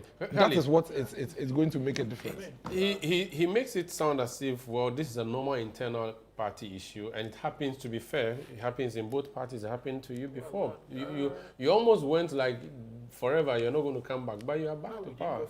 So this issue shouldn't be a problem. Yeah, that's where I disagree with some of the points. But as I said, if you look at what is happening in the NDC, with even all the breakaways we've had in the past and all the congresses, you can describe them in whatever terms you want to. But yes, in the last one, did we sign a peace pact? I don't remember. Did you not? No, did we? You would have heard about it, or you'd have seen. So yes, but I mean, you had Prof. Alabi, you had current speaker, you had all of them contested. But you had peace walks across the entire country. There was a peace walk in every region. Before, I'm talking about primaries. Yeah. We're giving history. But there was a peace walk in every region. Oh, the peace walk was even before primaries. So one of the peace walk, similar to a pact. Yeah. So my point is, that is the point. What is the walk? If you feel that these are, as he's trying to poo-poo and belittle them, I don't think that he will spend a lot of time on social media responding to Ken's spokesperson. No, it's all part of the job. Every now and again. It's all part of the process. Right, to say that. But that said, I mean, I'm going to take it from a very political point of view and to dissect candidate by candidate to see how these things... You're not great at politics, let's be honest with you. Sorry? You're not great at politics. Come again? You are not a politician. No, it's a technical one. So don't try politics. That's what I'm saying there. From perspective. He has run for parliament before. But it is not in him. Yeah. He's just a policy man. Yeah. So he's like Dr. Bawumia. You see, a different version, but something like that. No, but give him 3 years. Give him 16 years. You know what? 16 years. He will tell you. He says, he has a terminology for it. He said, you are a policy person and a politician at the same time. Bernard has got a terminology. Politician. So you ask Bernard, he has the right terminology. Okay. Yeah, so you look at it from the perspective. I mean, for me, if you look at this race, bar all of these side issues happening in terms of washing their dirty linen in public whatsoever, the underdog in the race for me is Edichum. Really? Yeah. Okay. Right. And I'll tell you why. I mean, this chap has got an evangelical voice, for want of a better word. And by use of an evangelical voice, I'm using it in a positive sense. When Edichum is speaking, you want to listen, regardless of what he's saying. Really? Pay attention. Pay attention to him, regardless of what he's... Sorry? When it comes to oratory... Kobina is flamboyant in his speeches. The oratory is I'm coming. Kobina is flamboyant. Look at the distinction. Kobina is flamboyant in his speeches. Edichum is evangelical. Okay. And by evangelical, you want to listen, regardless of the persona, right? It has the potency of spreading wide, which is why I carefully chose the terminology evangelical. Kobina at the point, yes, flamboyance, you want to listen to him, flowery language, right at the spot, you lose him when you leave the room. Oh, okay. But this is your view. This is my view, of the two candidates. What about Dr. Bawumia? So I'm going to come to that. Why are you even discussing us? I'm helping you. No, but he's okay. But he's an observer. Wish us well. But he's an observer. Yeah, but he spoke about it. We want to talk about candidate. Continue. You look at Dr. Bawumia. Right. I mean, he rose to fame, right, from the lecture. And by the lecture, the Central University lectures, economic stability. And they were discussing macroeconomic indicators. They were not discussing Antiakusia. We were discussing Antiakusia. Yes. The fundamentals are weak. The exchange that was macro. If we continue, we're turning the corner. Dennis, ignore. From digitalization to all of these, right? But what is happening in the current MPP is that instead of them going in blocks and mass, it's difficult to determine which block one belongs to or which It's a block backs democracy. the leading. It's a problem. No, It's a I mean, it's democracy. always clear, right? That's why it's going to be a very unique presidential primary to have. Now, Dr. Bawumia comes from the stock of Nana Addo. And even within the Nana Addo stock, you don't see a mass following of ex-appointees within the Bawumia bracket. That's exactly what it is. So, right? So those people have abandoned Bawumia. I'm not saying they've abandoned, right? You could have had a mass following where you say, look, I mean, maybe 70% of the government or the ex-government, ex-Wallet are in support of his candidature. That is not very clear. Even in Parliament, it's not very clear. Okay. Right, so that's why I say it's going to be a very interesting context. Then you come to Ken, right? You come to Ken. Ken is a disruptor, a positive disruptor in the political sense of it. But then again, just a caution to Ken's team, they are flip-flopping quite a bit, which would make people wary. People like us. But I don't know if their target voters would pick, I mean, middle, upper class. Why I say when I say as I got confused whether it meant NDC. And no, NDC MP. People like They say NDC you want no, they say you want Kennedy to win. No, NDC. no. We don't. We are not interested in whoever comes with face. They say you are working hard. So now, like I mean, the Joy FM, City FM assets. Yeah, the Joy FM, City FM listeners. Right. So you look at Ken, who would poo-poo a tie-wearing politician. Then you drive around town, you see gigantic billboards of him in suits. Right. Then you ask yourself, hang on a second, is this guy contradicting himself? Okay. Then the erudite Kweku Kwatin, I love him to bits. His politics, I watch him from his time. He's a student of EPN. Yeah. From his time from the finance ministry as spokesperson all the way through. Very erudite. Then he also comes in studio recently with Bernard, and he's poo-pooing suit-wearing politicians. Would you rather it was? He's giving my credit to them. Oh, sorry, with Sanda. He's poo-pooing suit-wearing politicians. So that contradiction makes people like us, and by us I mean the CTFM, Joy FM watchers and followers of politics. So hang on a second, are these guys confused a bit? Right. They said they have seen it and they are tired. Yeah, so this is where they need wrap up I'm wrapping up. This is where they need to tie and clean it up a bit. You haven't spoken about Brian. Sorry, Brian is a Latter-day Saint, as we all see. But he wears some hat these days. I don't know. Yeah, so again, he has stopped the shoot. No, again, Brian T-shirt with hat. You know, I'm doing this analysis devoid of anything. Yes. It's difficult. It's word of something. But so far he's been fair to you.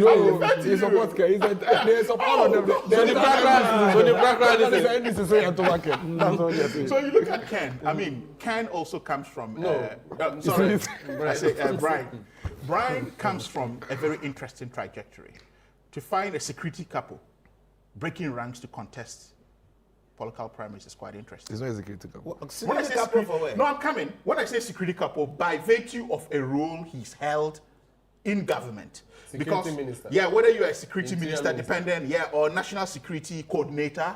No, it was deputy. No, he was minister of state. But he was minister in charge of national security.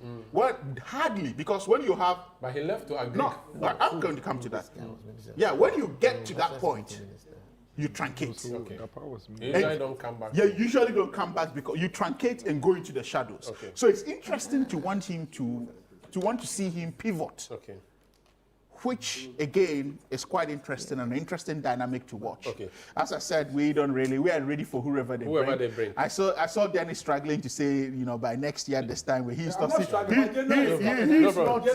setting our timetable as a party. We are not setting. The two of you. Let me, Franklin Kujo. I think Franklin Kujo is still online. Franklin, 1 minute. The internal matters we saw, the peace pact that they are signing, it shouldn't be a big problem. We shouldn't worry about it for the democracy and all of that.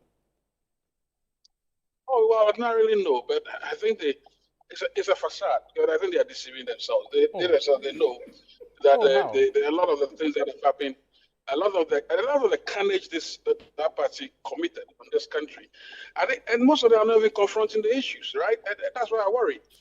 It is important for them to confront the issues and plead and actually beg before they even think about coming back to power.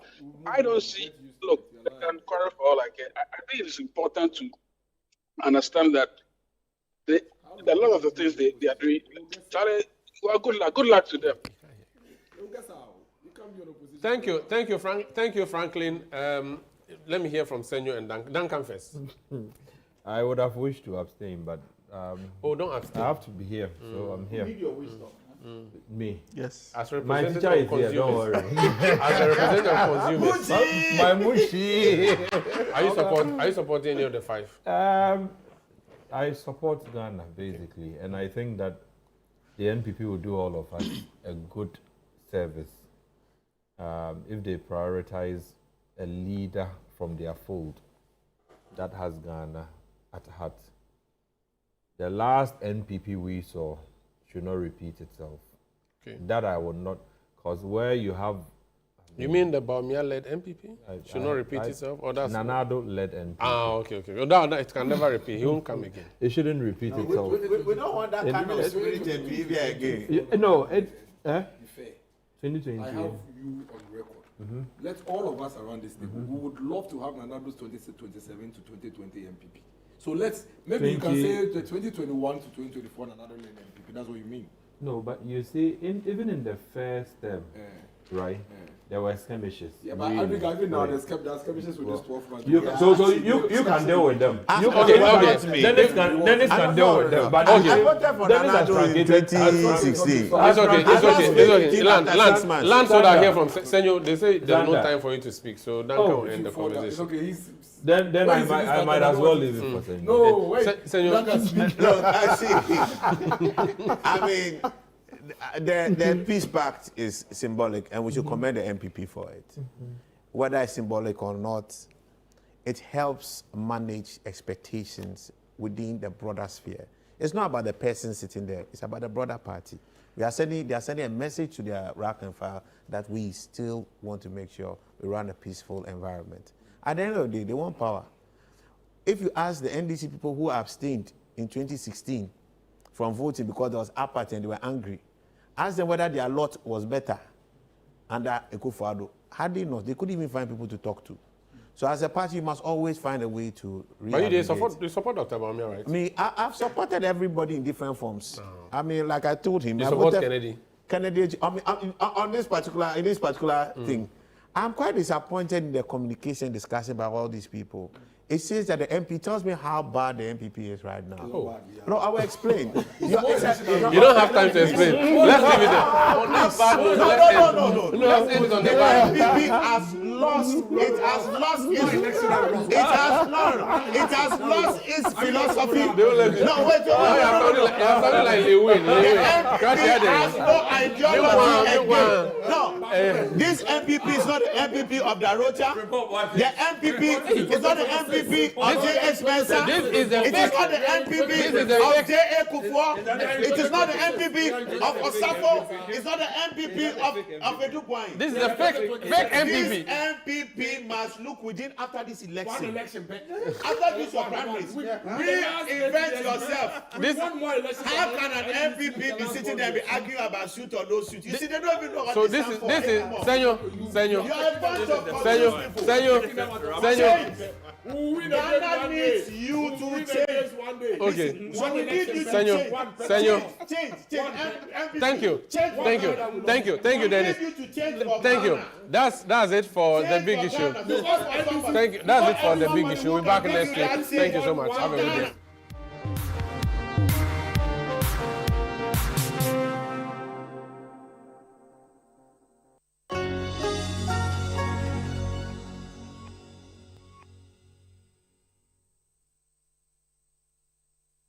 Thank you.